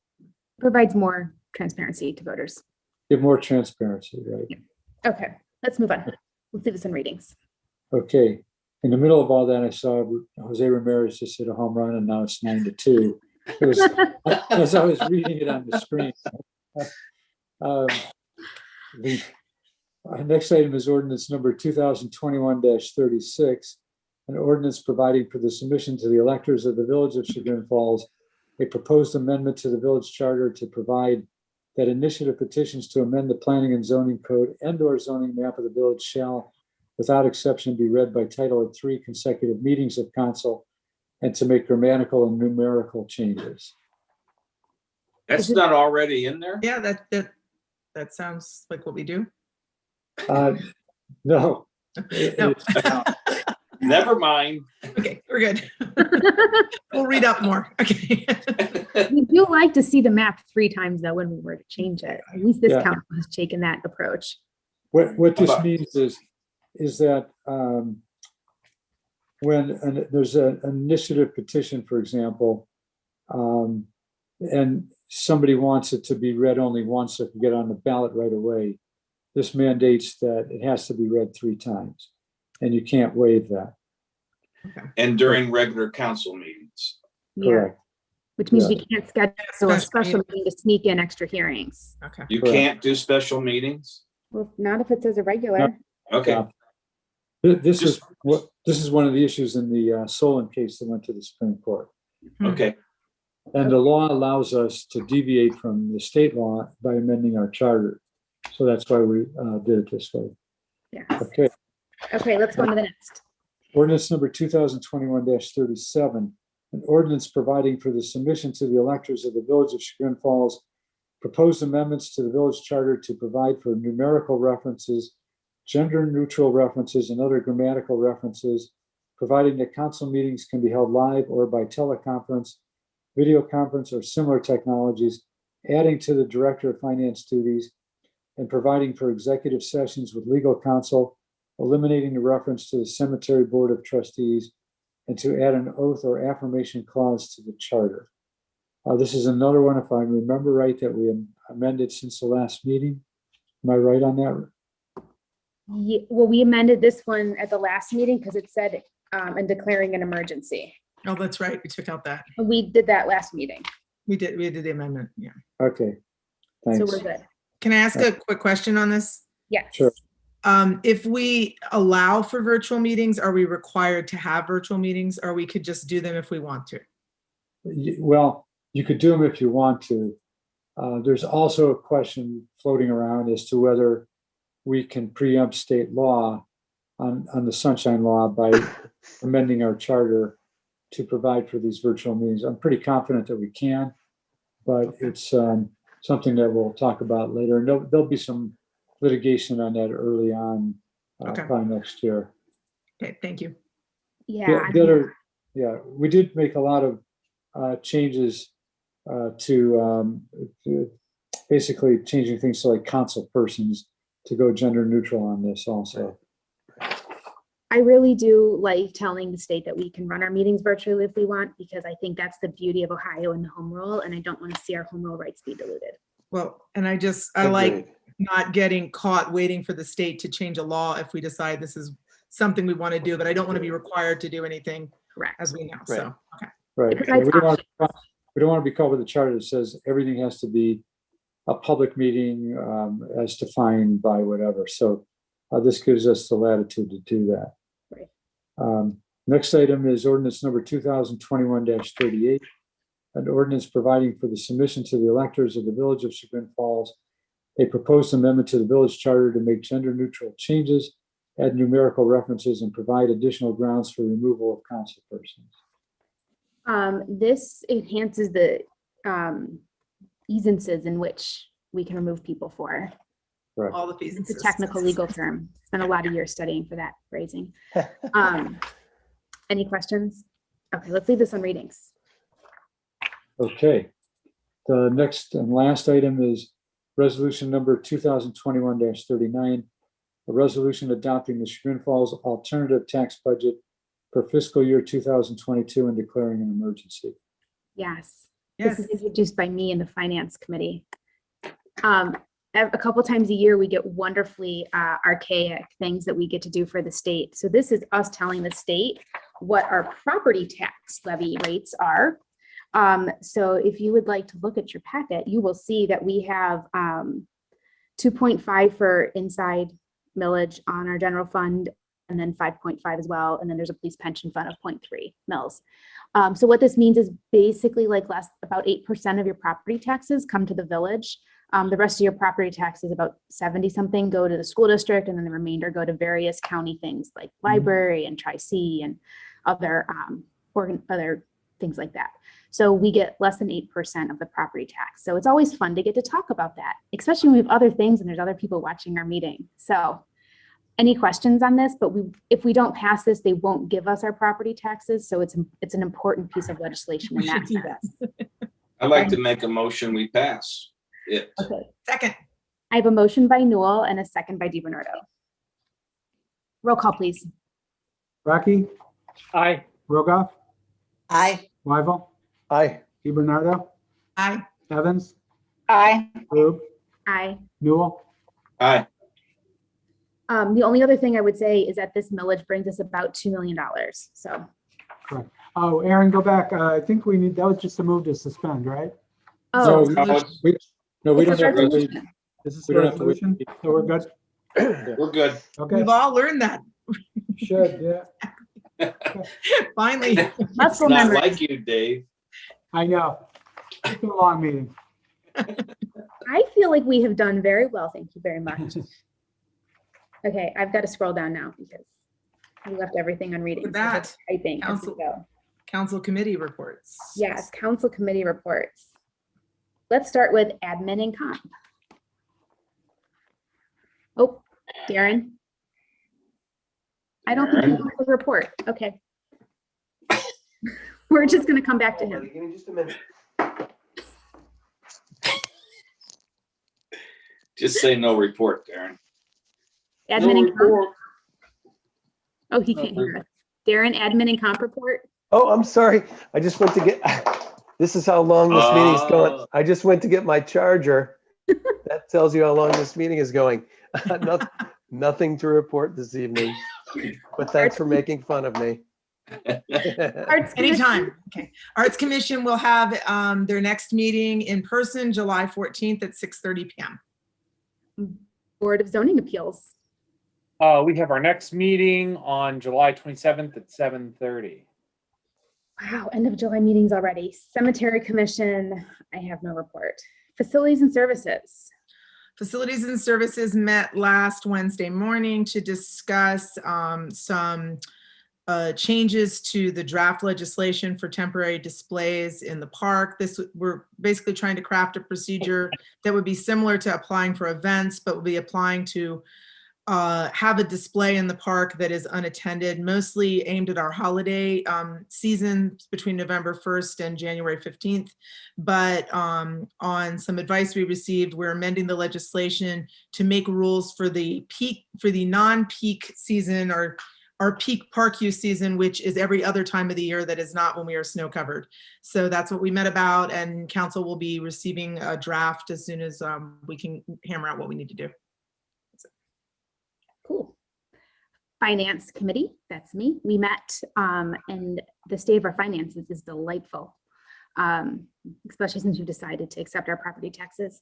So one thing, I sent everybody a proposal, and I had some conversations with Mayor Fritz from Moreland Hills, Chief Sugan, and the question was, is there something we as a village could do to help support the renovation process for the fire station, which for us also obviously means renovation of the police station. Both facilities have some, they're a little outdated. They have some tight spaces they're trying to work within, and ensuring we have fair locker room or equal locker rooms and stuff for everybody is, you know, it's up there on the priority list.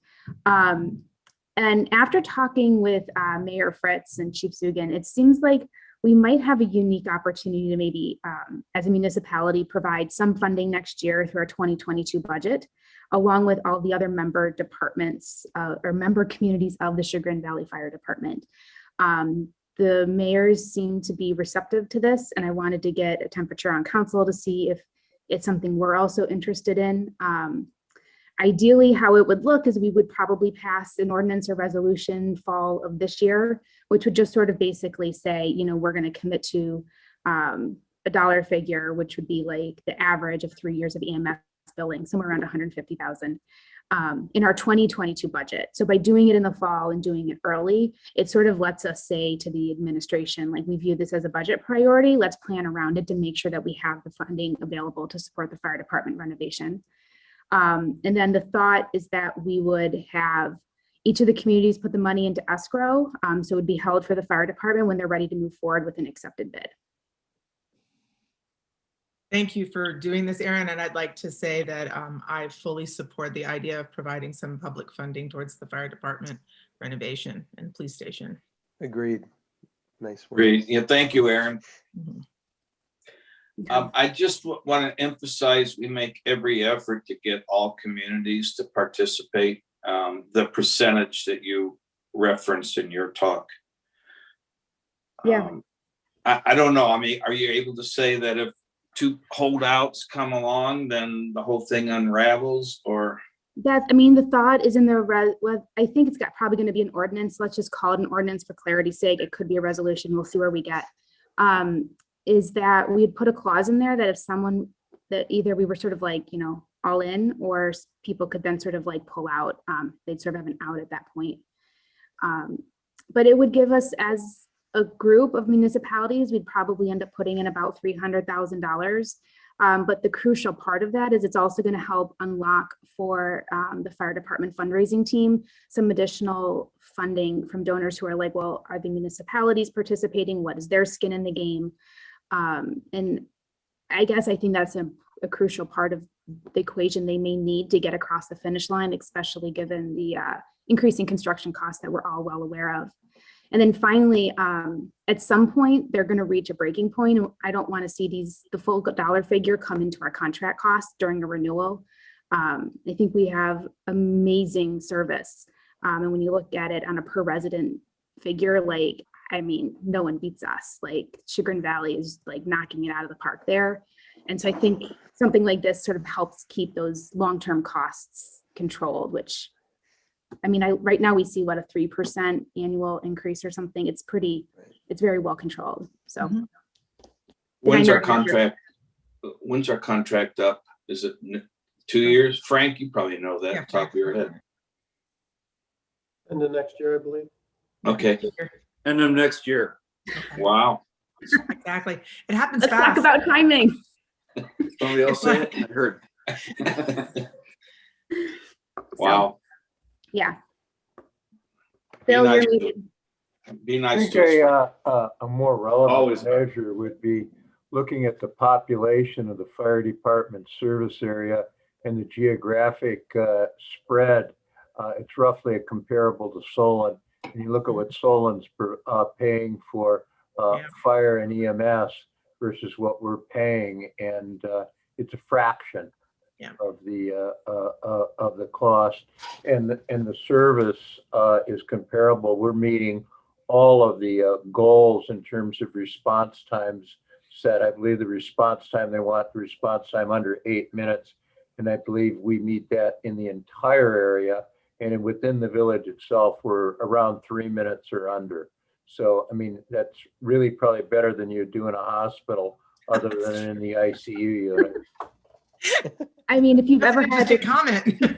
Yeah. I mean, if you've ever had to call 911, they really do arrive there fast, and they make sure your cat doesn't sneak out of the house while they're helping you. Hey, Aaron, I have a suggestion. Can we make this an agenda item on the next council meeting? Absolutely. And have some information in the packet? Yep. So we have things in front of us.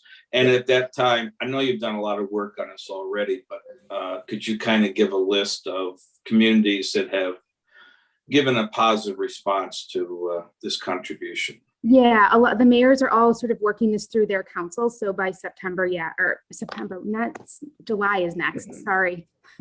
By July, yes, I definitely can have then have a better sense of where everyone else is at. So, okay. So, good job.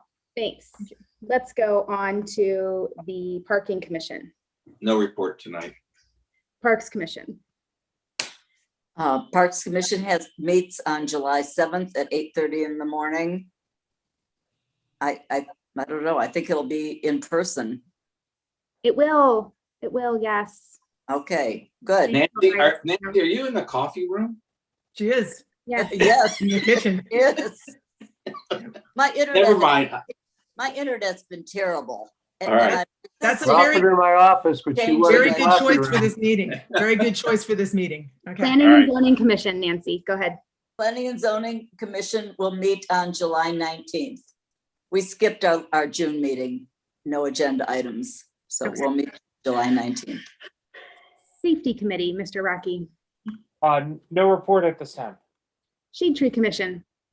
Shade Tree is holding their first meeting in a year and a half on August 11th at 8:30 a.m. And they Okay. have returned to volunteering their services around the town, pruning trees. I So love it. wave to him if you see him. Okay. Streets and Sidewalks Committee. Thank you, Aaron. We had a meeting tonight regarding the stormwater runoff between Willow, Lindale, and Locust, which was presented by Tim Lannon and with the help of Rob Jameson and two of Tim's employees as well, which was very well done. And I appreciate Tim's efforts on that part. And then tomorrow at 6 o'clock in person, we will be having a meeting regarding the West Summit sidewalk possibilities and Go ahead. and the repair of the road. Awesome. Thank you for handling all of those meetings. I appreciate it. You're welcome. And then Utilities Committee. No report tonight, Madam President. There it is. Okay. Report of the Chief Administrative Officer, Mr. Jameson. I have no report tonight, Madam President. Report of the engineer, Mr. Lannon. You're muted, Tim. I was just looking for the button thing. Just in case anyone's interested in the road program scope, just quickly, we have Northwood subdivision, so Longwood Drive, Wilding Chase, and Edgewood for resurfacing. And then repairs to Walnut Street, Chagrin Boulevard, West Orange Street. Some work on the service garage driveway, River Run Park parking lot. Some work on East Summit Street, some curb and brick repairs there, and then the long-awaited curb repairs to Bell Street. In addition, we have some underground work and resurfacing of Water Street in the works that should be bid soon at the same time as the road program. And I'm sure I'm missing something because there's a lot going on. Which parts of Walnut are we doing? Just between Maple and West Washington or all the way down to Hall? It's between Maple and Center, and maybe okay. just partial repairs. Okay. Tim, I believe you missed West Orange Street, that water line abandonment. Yeah, it's going to be part of the Water Street. Right. Yeah, so transferring some water services as well on, right, West Orange Street to abandon an old 4-inch water main that doesn't carry any water and is breaking. So those are the high points. With that, Okay. open for questions. Great. A lot of projects. Yeah, Yeah, it is. it's good. Have they already gone out for public bid or are we still waiting? No, Rocky, we're still waiting. The one big thing is to decide on a scope for West Summit Street. So after the meeting tomorrow night, we should know a lot more. Yeah, we're tapped out. We can't really do any more work.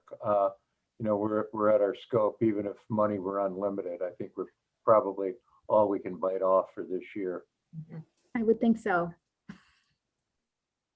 Okay. Report of the police chief. So I wanted to just put out a quick reminder about this Sunday morning, July 4th. There's going to be some short street closures for the bike race. So the whole area in the area of South Franklin, Center Street, help me out, Angie, Church Street. Church West to Walnut Washington. and back, yeah. And then Pretty much that area of the historic district will be closed off, probably no longer than about 15 to 20 minutes. And then North Franklin Street will also be closed off for the majority of the day. So just a heads up, tell your friends if they're going to be in that area, they might have to wait a few minutes and let the kids go through. Awesome. Second thing, and I got permission to give this update. Sergeant Fisher, who obviously we've been praying for and collecting some money for, who is fighting cancer. He went and got his scans recently and he is all clear. So yeah. Wow. Congratulations. So, Great, yeah, awesome. very good news. He wanted me to, obviously extend his thanks and appreciation for everybody's support, both, financially and with thoughts. And hopefully we'll have him back at work very soon. So I just wanted to pass that along. That's awesome. Thank you for sharing. Thank you. Okay, Chief Zugan. All right, just got one quick thing. I just wanted to thank the mayor for swearing in 7 new officers last 2 Mondays ago, June 14th. And also for Aaron, Rocky, Nancy, and Rob for attending that ceremony. Hope you guys enjoyed it. We also had our awards banquet afterwards where I gave out Fire for the Year, Officer of the Year, a few other special awards. But appreciate you guys doing that for me. So thank you. That's the end of my report. It was a great service. Thank you. Okay, now we come to the time in our agenda where any member of the public can speak to any matter. So in order to utilize this time, we're going to ask you to raise your hand, and then we will move you one by one into the panelist side of the meeting. Each person does have a 5-minute limit. Can you move in, Jana, Christy? Yeah.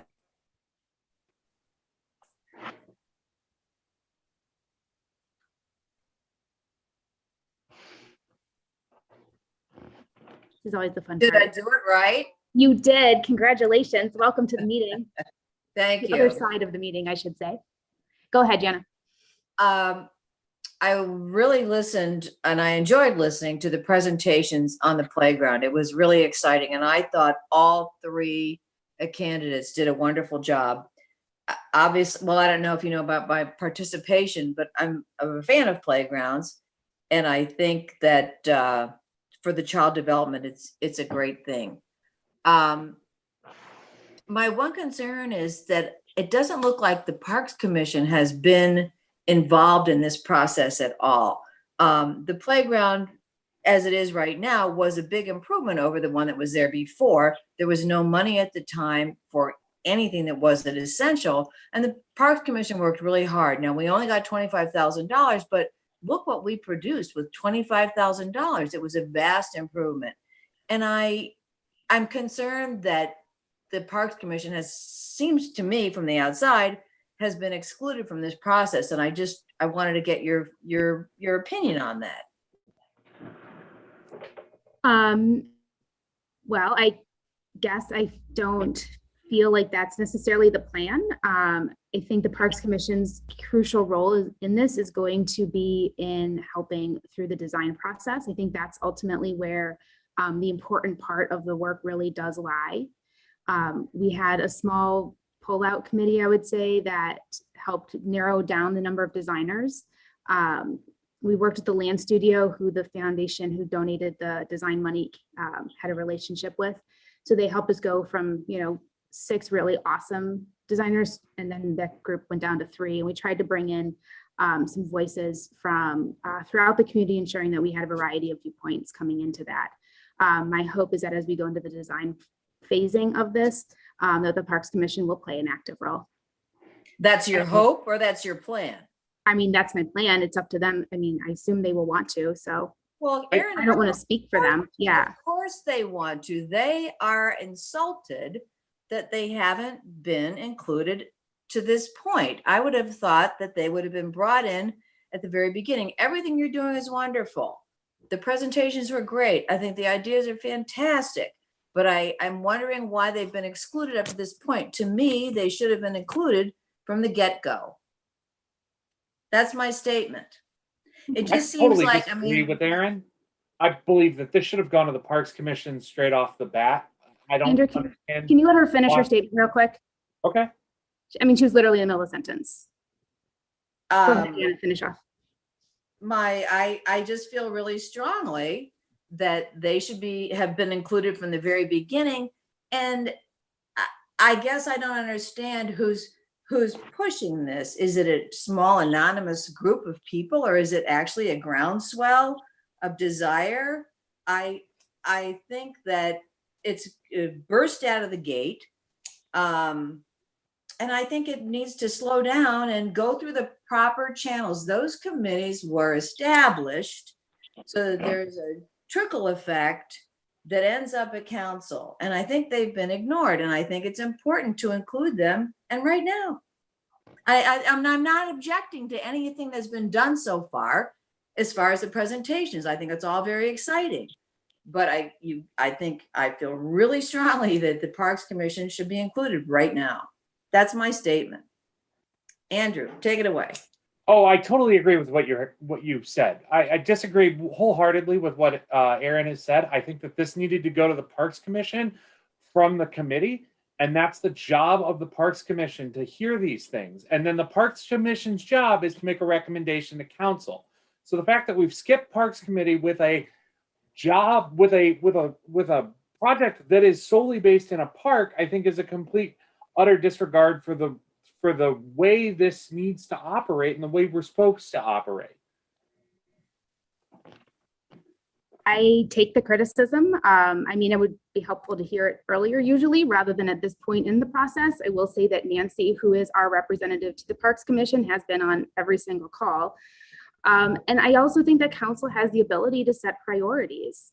And I think the council priority here was to accept a donation and then create a process so that we could keep moving this forward in an expedited manner. Because I think what happens here is that we are moving a path because this money's coming in, the path has to be repaired. There's clearly sinking issues and drainage issues, and it's uneven. It's not really, fully accessible, if you will.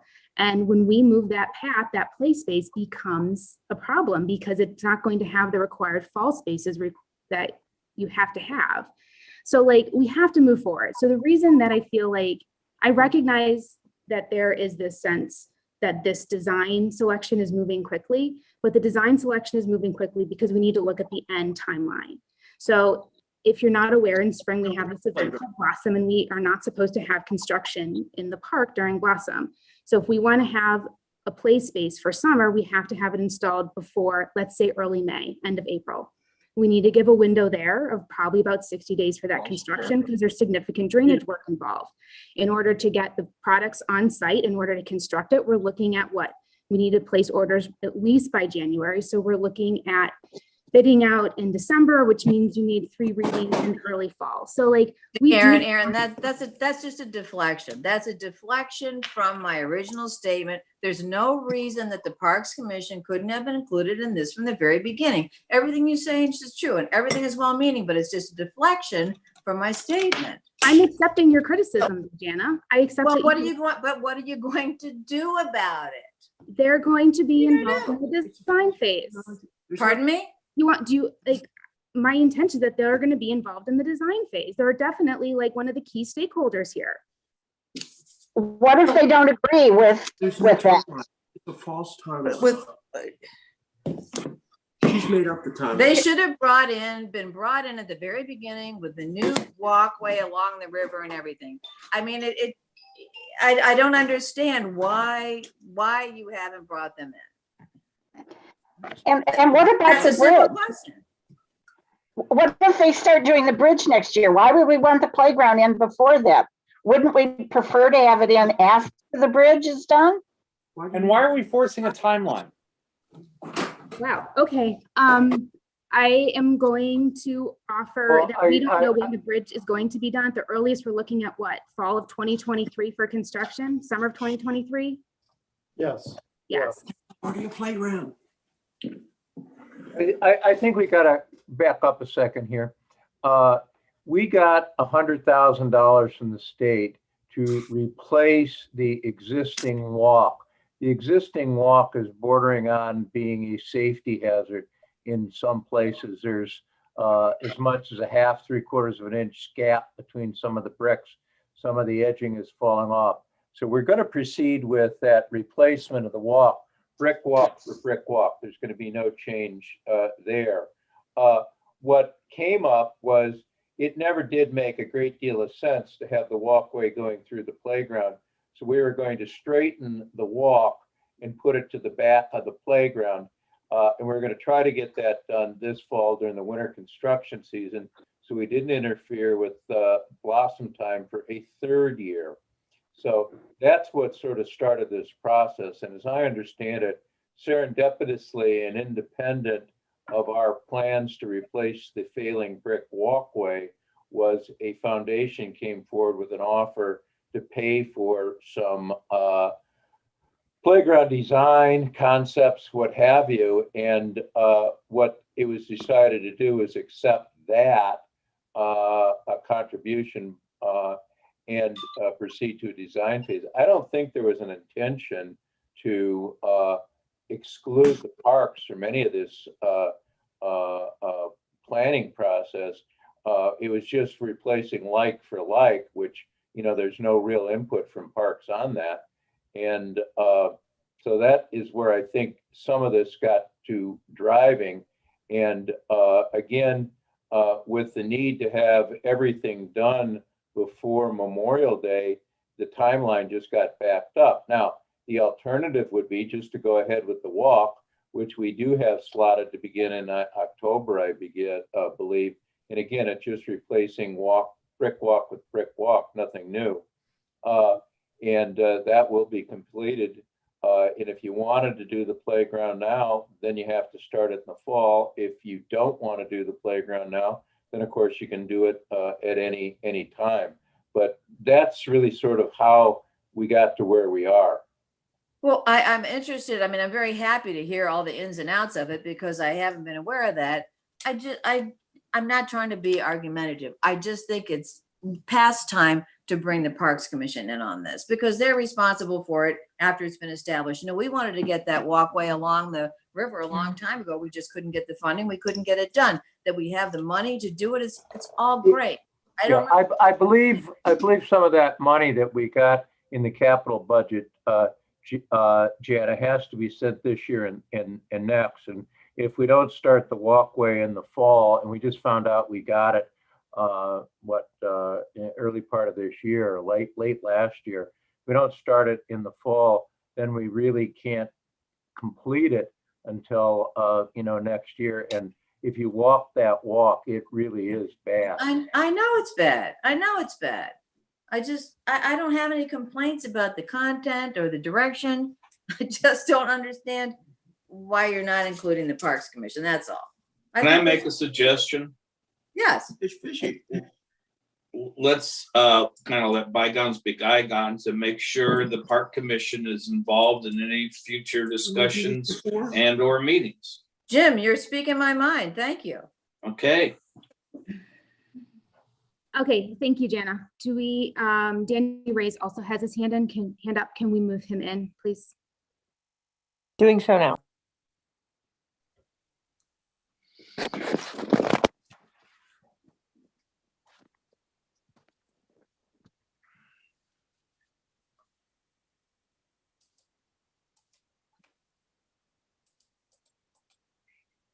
Hi, can you see me? Yep, go ahead, Danny. You've got 5 Can you minutes. hear me? Okay, great, thanks. I I wanted to applaud and compliment council in general on this discussion relative to 30% of office building can be used for retail, et cetera. And I'm doing that within the context because I think the general concept of changing uses is really important, not only in, Chagrin Falls certainly, but, in my course of work in my profession, which is retail and restaurant leasing and real estate. I mean, this is something that we have been dealing with for a long time, especially, during COVID. I mean, everybody sees what's happening with, malls now. It's in the public eye.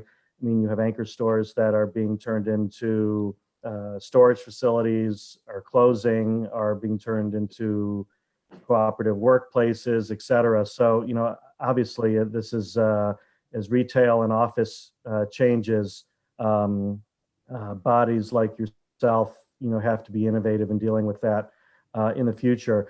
One thing I just want to say, though, is, in the course of my work and in general, when I reference malls and shopping centers, they have a little bit of an advantage on this type of thing in dealing with this because generally speaking, they have one owner. So they're dealing with one overall owner that's looking at an overall picture for their project. You might have anchors that, own their own parcels or supermarkets that have, certain rights and restrictions and so forth. But basically it's one owner.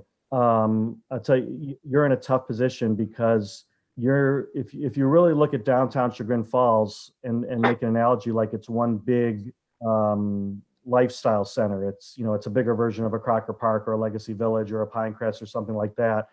The only difference when you're dealing with the downtown area that your job is it's tough because you're dealing not with one owner. You're dealing with, I don't know how many commercial property owners there are in downtown Chagrin Falls, but I think, I don't know, I'll just take a guess, 30 or 40. So it's tough because you're trying to do it with the context of multiple ownership. And, I think it's also difficult because, you can go ahead and enact legislation about, you can replace 30% of an office building with retail or no more than 30% of office. But it's a tough thing to do because you're not only having to think about it within the context of just one building, but you're having to think about it within the context of a whole overall downtown atmosphere with multiple building owners and multiple draws, et cetera. So for instance, what might be, easy for one building to do because, they're a larger building and they could put in a tenant that wouldn't exceed that 30% threshold. You might have a smaller building where they might have 4 tenants. And if they put, or they might have 2 tenants. And if they put one tenant in and change it from office to retail, that's going to be 50%. So they, it kind of puts, it's difficult because you're dealing with, different size buildings and so forth. And, to take it one step further, it's so difficult because you might have a building where they're not allowed to do that because it goes over their 30% threshold, but that might be a super use changing over to a retail use in that office building for the whole block, the whole, Franklin block or the whole, Main Street block between, A Street and B Street or whatever. So I guess, in closing, thank you very much. I applaud you for being innovative in looking at how retail and office is changing and how that's going to be reflective in the future of Chagrin Falls and customer traffic patterns and draws to the market, et cetera.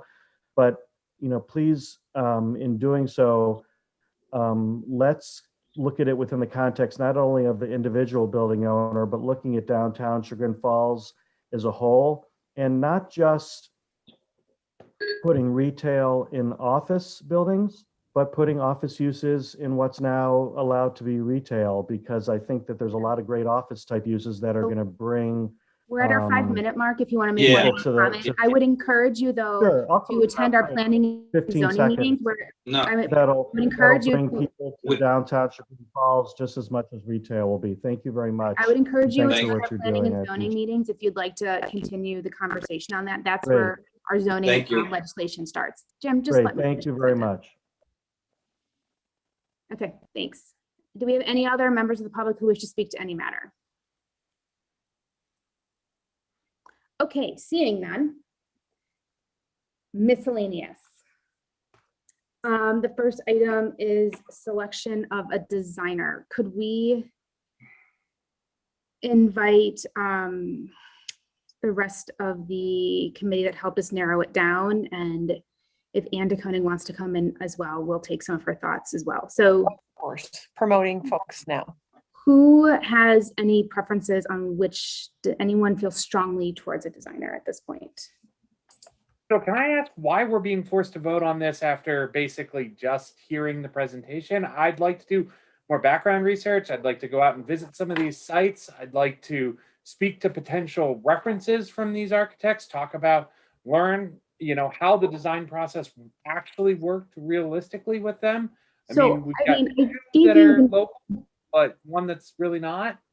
I gave you the names of the designers that were coming at the beginning of June. We've had nearly a month to look through these things. Yes, but most of these designers don't have their actual playgrounds listed on their websites. So now after seeing and hearing what they've talked about, I'd like to go out and see them. Okay. Anyone else have any thoughts on timing? I personally think the design that we get and moving towards the public input process and helping build that design is the crucial element to having a successful play space. So personally, I'd like to see us move forward, but open to thoughts from council. I think the safety issue has got to be almost first and foremost. I know that nobody wants to be rushed into this, and I agree with everything that Jana and everyone else has been saying on this call. But I am worried that these are connected, whether we like it or not. They're tethered together, that park and the walkway. So the safety there concerns me, and I would be comfortable moving at a pace that it sounds like some people aren't comfortable moving in. That's just my 2 cents for that reason. I think I'm kind of in the same boat as Darren. My understanding of your timeline, when you walk through that timeline, is that we're going to be in a position come the spring where we have a playground out of the ground because the path has been moved.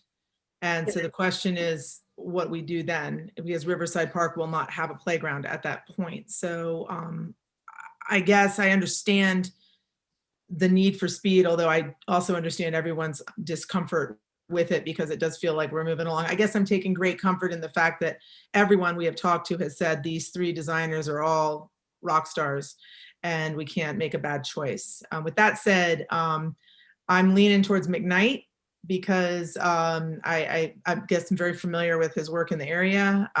He obviously knows this is one of his fortes, and that presentation worked for me. Although both the other designers were wonderful, and if I could have the park at the base of the Brooklyn Bridge overlooking New York, I'd take it. Right. I have a feeling that's not out of my price range, but just wanted to throw that out there. So okay. We also never have a parking spot again, so it's okay. It's okay. It's all good. I'd be on that slide. So also, okay. Why for no local architects? Local meaning architects that work primarily in the village approached as part of the selection process. They weren't, we didn't. George Clements, not to throw him under the bus, designed the playground for the intermediate school.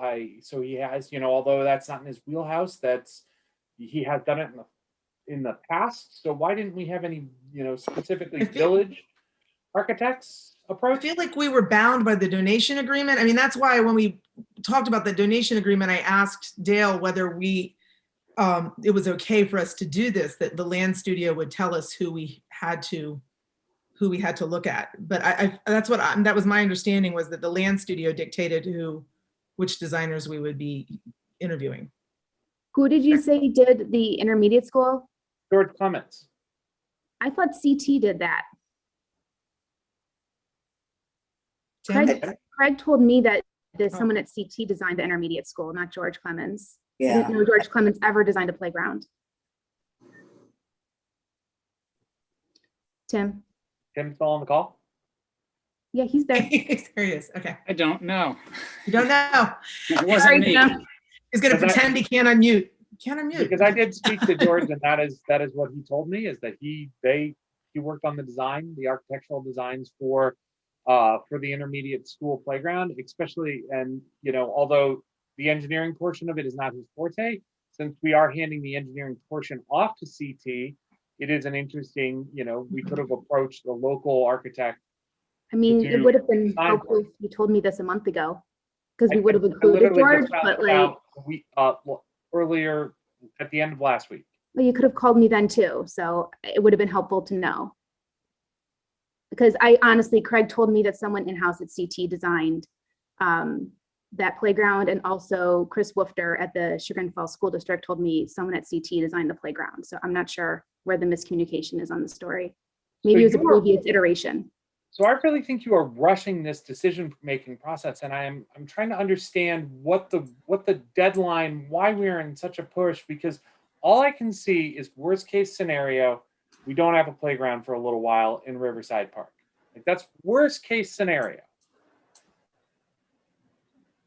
And well, for me, I'm like, that's a terrible case scenario and a problem for the community. It sounds like you have to do these projects together, right? So worst case scenarios to me sounds like, there's that, but there's also, we do two projects, because you've got to do the walkway and it's connected to the park. So just from an economy of scale, you'd like to do them at the same time. But right? You can put the walkway in and design the playground around it. It's, you can be designed around it, which is what's kind of going to happen anyways, because the position of the walkway has pretty much already been decided. So right. That's not changing. Yeah, so we'd have to decide a firm or a designer really at the same time, right? So we have this project going at the same time. I'm just saying from an economy of scale perspective, you're going to want to do these at the same time. Jim, Darren, did you guys have any thoughts on which designers spoke to you or called you the most? I mean, I liked the crazy art guy. I thought he was really interesting, but like I said, I think it's unrealistic. You could wind up with a Riegelman. Yeah. All due respect to Mark Riegelman. Or the crazy art guy. I'm sure. I knew his name. I've got it written down, Mark Riegelman. No, I thought he was good, but I think that's a pretty risky. I agree. It could just turn out to be like, what the heck is that? High risk, high reward. But it could be cool. Yeah, exactly. So Aaron, as I understand it, we put together a special committee to interview as many candidates that were interested in the project and narrow it down to 3. Is that where we are tonight? No, we worked with the Land Studio, and they build public spaces throughout Cleveland. They're located off the west side. Mr. Reef is on the board there. And so they were able to help us select or narrow. I would say there's a lot of people who design playgrounds, so which Angie's daughter now is seeking to be one of. And so they helped narrow it down to 6 designers who would sort of fit with what Chagrin was looking for. And I mean, there's just so many options, and putting it out to bid would have been kind of a momentous task. If you talk to Orange, they received a lot, and some of it didn't really help them in their process. So they gave us 6 that would be sure things. And then we brought these 3 to this group. Okay, I really appreciate everything you've done.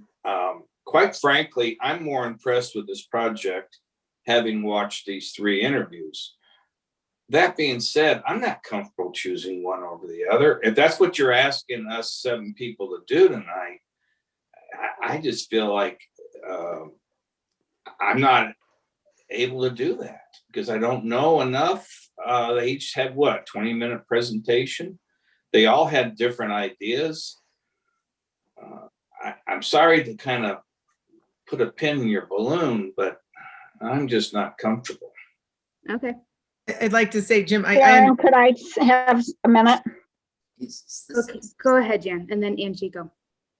Okay, I apologize to all of you for my lack of video tonight. I don't know what happened. I had it in the beginning and then it went away.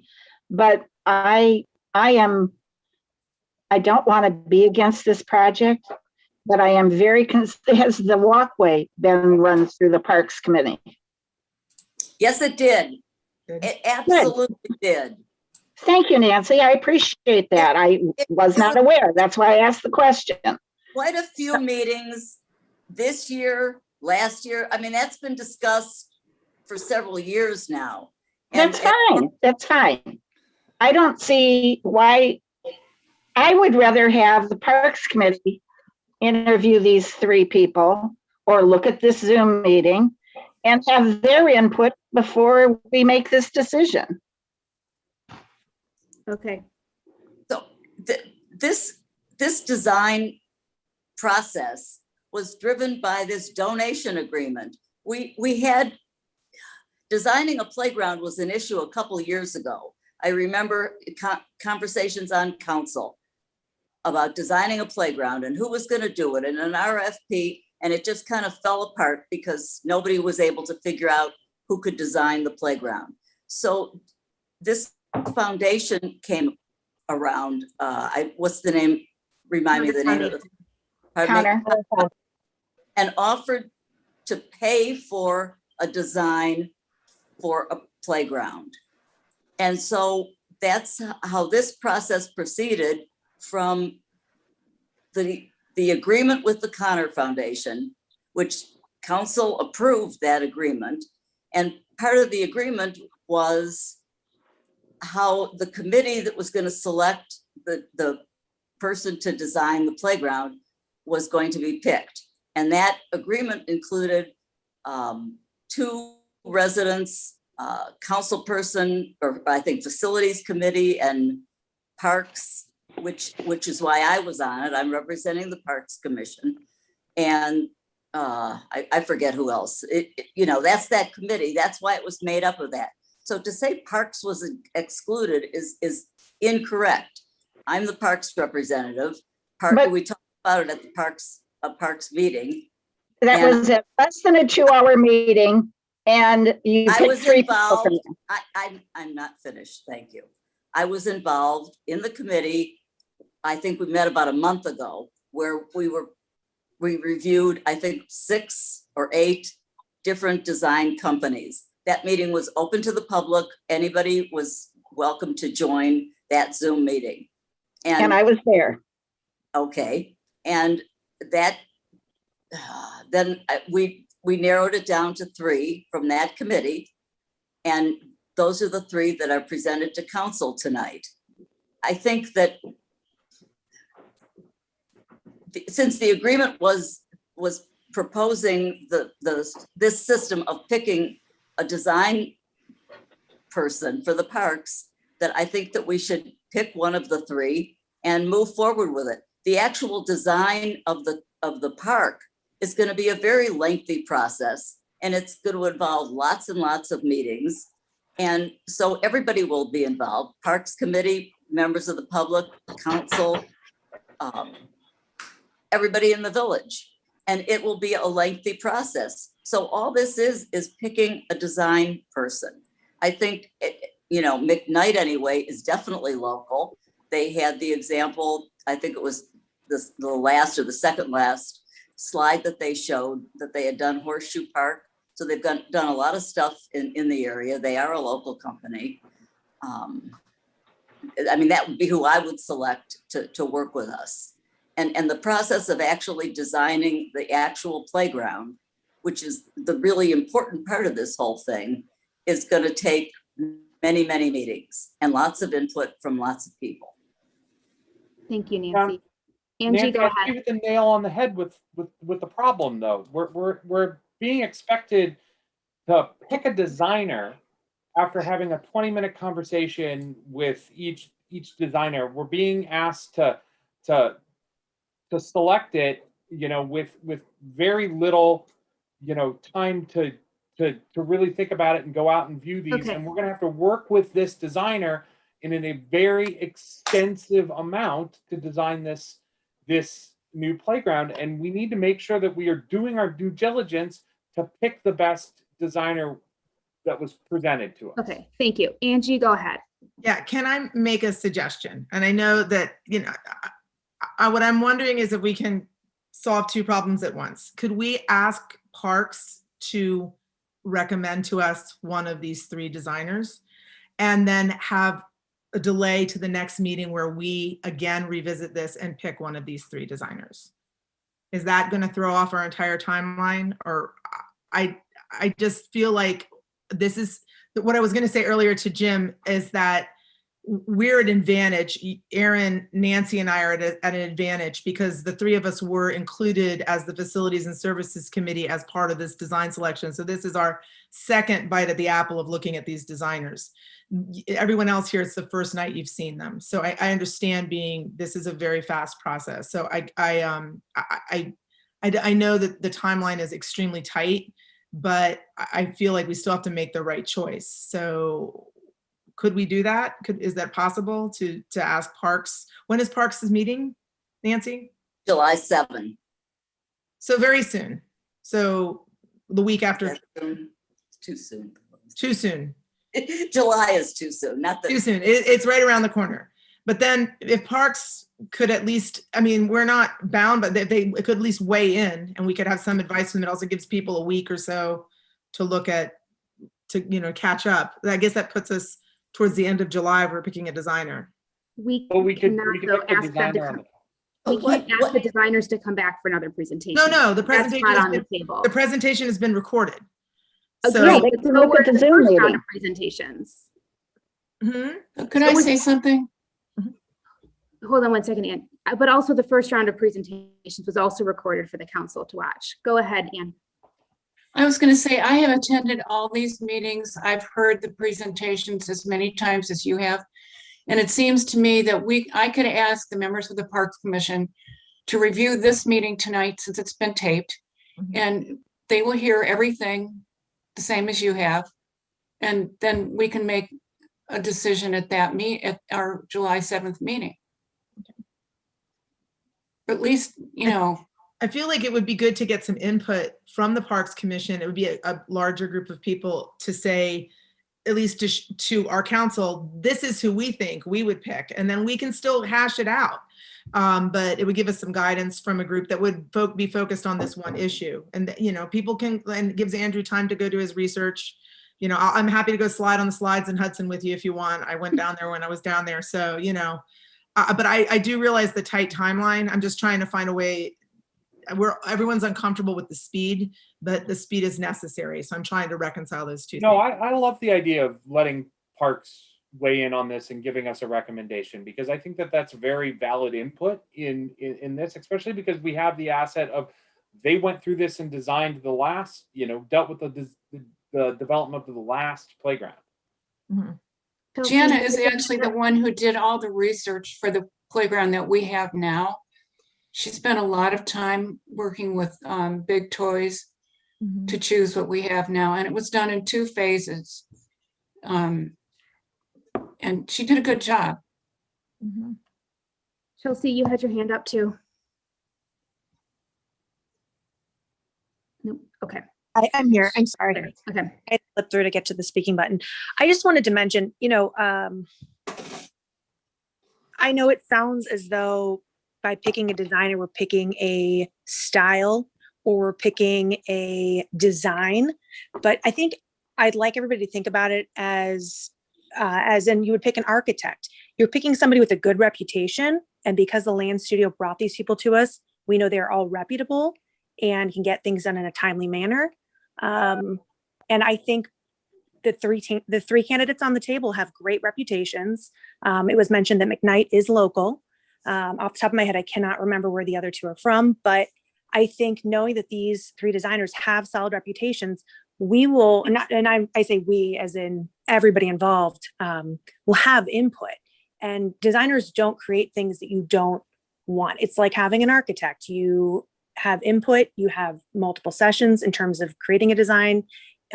They look at spatial considerations, et cetera. So I just want to throw that out there that I think it's a similar scenario, and I hope, everybody can think of it in that way. Who was speaking, Aaron? That was Chelsea Whitman Rush, who is part of our. Thank you. Yeah. Okay. Playground Task Force. I am. Okay. Thank you. I mean, obviously I disagree. I think we need to just choose a designer. I don't think, anyway, I feel like everyone had a lot of information, but I guess it is what it is. So, Anne, we're going to send this to the Parks Commission. Could you please give us a recommendation at your July 7th meeting, and then council will move forward. Yes. And I'll send that link out to all the Parks Commission members tonight. Oh, thank you. Thanks. Erin, this is the meeting moderator, Christy. At this time, would you mind if we dismissed any department heads that aren't relevant for the rest of Yeah, I the responded. agenda? Yeah, I responded to your text. They can leave. Okay, thanks. If they feel like they don't need to stay for the last bit. I thought Jim was getting up to go. Great wishes. All right, Okay. back to the president. Okay, can we also take out members of the task force in parks too, Christy? Yes, yep, you bet. Okay. We'll clean up your screen here in just a second. Okay, so we had a hearing on Wednesday, the 23rd, and we created some legal conundrums for our law director. So at this time, I motion to, am I reconvening? I'm not reconvening. I'm motioning to enter the public hearing. Correct. A motion to enter the resume the public hearing from June 23rd. Second. Motion by Gerb, second by DiBernardo. I can't speak. It's after 9:30. Roll call, please. Rogoff, Aye. Wyval, Aye. DiBernardo, Aye. Evans, Aye. Grube, Aye. Newell, Aye. Rocky. Aye. Okay, so Mr. Markowitz, walk me through this. Do you give your, it's like waiting for the Supreme Court to make a decision. So for, we had Mr. Wyville is going to be recusing himself, just so you, in case you wonder why he doesn't speak or participate. So we had a hung decision, I guess is what you call it, right? We were split 3-3. A tie vote. We had a tie vote, there it is, on the question of whether or not there could be two tables in front of the arch window at Bell Street. I reviewed the zoning code, I reviewed our charter, and I reviewed a number of cases in Ohio, including an Ohio Supreme Court case. And I came to the conclusion that the tie vote in this case results in the Board of Zoning Appeals decision to stand as they approved it. I believe the vote was 4-1 on that, if I remember right. Yeah. And without going into all the reasoning, there's language in our charter and there's language in the Supreme Court case that basically says you can't leave everybody in a state of suspended animation, and there has to be a final decision, and that council, by voting 3-3 either to approve or to deny, made it clear their intent was to remain stalemated either way. And even though section 1111.10 says you need a majority to affirm or reverse, and 111106 says the same, it's my conclusion that the tie vote results in the variance for, that's to section 1138.05A2, which basically allows the two tables of two top to be in front of the building. That decision stands unless council changes their vote tonight. Okay. Do we have any discussion on the question just pertaining to the two tables in front of 13 Bell Street? Any questions? May I ask a question? Yeah, go ahead, Jen. All right, if the Board of Zoning Appeals decision remains, one of the things that we talked about, and I can't even remember the day now, was they'd only have 14 parking spots. Does that mean they would not be able to put in all the seating they wanted because they only are entitled to 14 spaces? Well, go ahead. There's a way to remedy that, which I think we might be able to do. Can I? But, okay. So but yeah. What if we want to remedy that? Can I motion to reconsider the vote on section 1141.02 parens A parens 2, giving 14 parking space, a variance of 14 parking spaces to 13 Bell Street? Second. Motion by Group, second by DiBernardo. So I make this motion in light of the law director's determination on what happens in the case of a tie vote. I want to vote on this again because understanding the tie, I guess I voted on the 14 parking spaces with the sort of this implied assumption from other members of council that they would handle the parking spaces for the 2 seats in front of the window separately. But that later then in that meeting appeared not to be the case. So at this point, I want to revote because I intend to change my vote, which I understand is my legal right based on the advice of the law director. Correct? Right. That's advice I So- gave at the last meeting. I said that you had the power to reconsider before you approve the minutes. Right, so can you explain exactly what we're voting on? Yes, we are voting on whether or not we should give a 14 parking space variance to 13 Bell Street. So what does it mean? Actually, can I interrupt for a second? Yeah, go ahead. The motion is to reconsider, and if that passes by a majority, then you would, So we have to vote on to reconsider first. yeah, you would deliberate, discuss, and then vote on the actual merits of the variance for the 16 parking spaces. So we should have a roll call now to vote on whether we want to reconsider this. Yeah. Correct. If- Okay. Aaron, can I ask a question here? Am I supposed to participate in any way in this? No. No. Okay. Got No, it. You can feel free to mute yourself and turn off your camera if you want. Okay, so roll call. DiBernardo, Aye. Evans, no, Grube, Aye. Newell, Aye. Rocky, No, Rogoff, Aye. Okay. So now we're So we're- reconsidering it.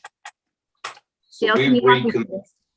we've Jim, reconvened. correct? Jim, hold off a second. What'd you say, Aaron? Can you walk us through this? So now we're reconsidering a motion, which means we will call for the motion again, correct? It's the same motion, correct? Or no? Right. Okay, The motion now is to determine whether or not to affirm and modify or reverse the decision of the Board of Zoning Appeals in granting the 16 parking space variance that was approved by the Board of Zoning Appeals.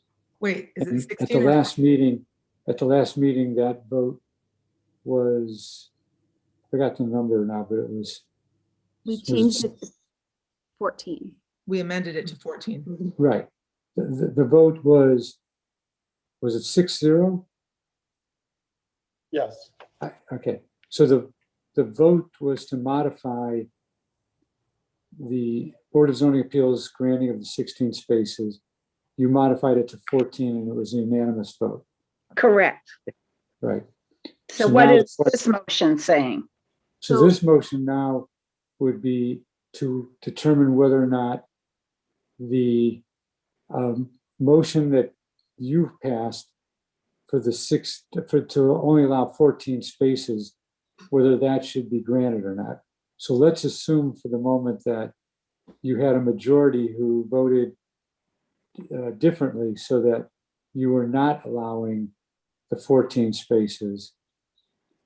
Then you could take up the final question, which is, and it's getting late, so I'm not sure I'm right on this, but I then you know. could take up the question of whether or not you want to vote up or down on the original motion of the Hello? Board of Zoning Appeals. Yeah, we can hear you, Jan. Okay. So do I need to make a motion now? Yeah, your motion is to Because it has to To be the revert- same. yeah, you're actually voting to void the decision you made at the last council meeting to approve a variance for 14 parking spaces. Voting to void it or affirm No, it? aren't we Void voting it? on the 14 spaces? The motion Yeah. is to Yes, give a variance of 14 parking spaces. right, you're asking to reconsider. We Yeah, voted, yeah. but we already voted to reconsider. So Well, if we no. want 14 spaces, we vote yes, or do we vote no? It depends on what her motion is. I haven't heard the motion. So I would move to I would move to give a variance to section 1141 O2 parens A parens 2 to 13 Bell Street, giving them 14 parking spaces. Okay, So if you vote yes, you're giving them 14. If you vote no, then you're not giving them 14 spaces. correct. It reverts back to 16. Okay, Because Can if we tie on this and we don't come up with a decision, then the BZA decision giving them 16 spaces would stand. But we can only reconsider the motion that we made Wednesday, is my understanding, right? yeah. Thank you. Rob, Rob, So- am I correct with the vote? What was the vote last time on that motion? Guys, 6-0. Hold on, what do you? The vote was taken at the council, or you're talking about the council hearing, Yes, June 28th? right. No, June 23rd or. 23rd, wasn't it? 23rd, I'm sorry, wrong page here. It's getting late. June 23rd, council hearing. Is that what you're asking, the date of that? Yeah, I want to make sure the vote was 6-0 to grant 14 spaces. Yes, it was 6-0 to Okay. grant 14 spaces, and that was the amended motion that passed. right. Okay, Okay, but I have a question now. May I? Did someone second my motion? I will second it. Okay, motion by Gerb, second by Evans. Nancy, I'm sorry, I just have to get it for the minutes, otherwise Linda doesn't know who made the motions. Go ahead. But that's my question. If we're reconsidering the motion that we made at the last meeting, why are we having another motion? And a second on another motion? I thought we were reconsidering the motion that we passed at the last meeting. that's exactly what her motion is. She wants To grant- she wants the exact same motion voted on again. Not exactly what she just said, though. She just Yes, it is. she re-motioned the motion. No, that's not, Aaron, it's your motion. Don't you agree with me that you move to grant a variance to allow 14 parking spaces? Yeah, my intention was to make the same motion that we had voted on, because I thought we had to offer the same motion in order to reconsider it. Otherwise, it would have been changing the motion. Correct. And may I ask one question? Do you have a Was notion this about the- the motion? What? No. Nothing. Go ahead, Jim. This was a motion on the 23rd that got a 6-0 vote. Yes. Right. So it's, okay. All right. Okay, let me try and make it clear. I don't know what any of you are thinking, but if the vote changes and it's either 3-3 or 4-2 not to approve it, or 5-1 or 6-0 not to approve it, then you could take up the question of whether you would allow the two tables if you grant a variance of 16 parking spaces. So my frustration is now with our split decision on Wednesday. They have two tables that we've allowed them to use in front of the building, but they don't have the parking space variance to have people seated at those two tables. Correct. So by calling this motion again, just because I'm going to be fully transparent, my plan is to vote no. And if two other people join me, then we will be upholding the decision of the BZA to grant 16 spaces. Correct, Dale? Correct. Which would then allow them to use the two tables that our split decision gave them. I mean, Correct. so unless there's any other discussion, I'm going to call for the roll call. And a yes vote means you want to keep the 14 spaces, correct? Correct. Correct. Thank you. Okay, roll call, please. Evans, Aye. Grube, No. Newell, No. Rocky, Aye. Rogoff, No, DiBernardo. No. Okay, so does this mean the BZA decision granting 16 spaces stands? Yes. Unless there's another motion. Does anyone have another motion? Yeah. No, hope not. no notions for more motions. Okay, good. In that case, we're done with this, right? The only thing I would say to you is that if there's anybody here who testified last time that you want to allow them to speak, you have that prerogative, but you do not have to. Okay. Council, it is 9:36. Do we want to open public comments, or do we just want to say we have answers to all of our votes and we are putting this matter to rest? The latter. Okay, I'm not seeing people jumping up and down, so we are not going to open the floor to additional testimony. But we appreciate everybody who's hung in here with us for 2 hours and 36 minutes as we discuss the awesomeness of local governance. Yeah, you haven't beat the zoning meetings yet. I don't intend to. This is not a contest. P&Z go on for hours. Well, the P&Z better take up this issue at their next meeting. Okay, yeah, so we need some, Nancy, can you take this to planning and zoning? We need them to clarify the language about what happens when council has a split vote on a decision. Oh, sure, we'd love to do that. Okay. Good idea. It wasn't mine, it was Dale's. Okay, so I motion to adjourn the public hearing on 13 Bell Street. Second. And then we're doing a roll call on adjourning the public hearing for Bell Street. Roll call, please. Rogue, Aye. Newell, Aye. Rocky, Aye. Rogoff, Aye. DiBernardo, Aye. Evans. Aye.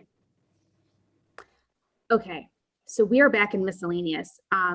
I would just like to say that for the past 15 months, Christy Holmes has done a fantastic job of moving us to virtual meetings, and I think she should be applauded by the whole community. I'm grateful for the transparency that she brought during a pandemic to all levels of village government, from council meetings to ABR and P&Z and, you know, every commission in between. I think she's done an outstanding job, and I think that we owe her a debt of gratitude given the amount of hours and time she has given up in order to allow for transparency in local government. And I am incredibly grateful for her efforts and her energies towards this end. Second everything you said, Amber, or Aaron, excuse me. Amber. Thank you, Christy. He's Yes. long gone. Yeah. I've done hundreds of meetings in other communities and nobody comes close to Christy for proficiency and perfection. She's amazing. Amazing. She is. I'm dropping a tear here, you know. Good, you should. And so on that note, I will let the community know that we will be returning back to in-person meetings in July with the end of the emergency orders and some legislative stuff. We have lost our ability to hold virtual meetings as of the end of June. So we'll be back here in July in person in council chambers. The chairs will be taken out of their corner where they've been stacked for much of the past year, and I look forward to seeing everybody's faces.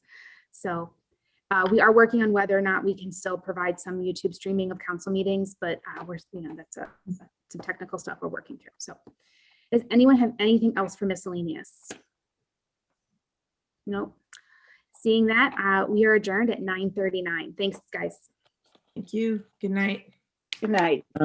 Thank you. Good night, everybody.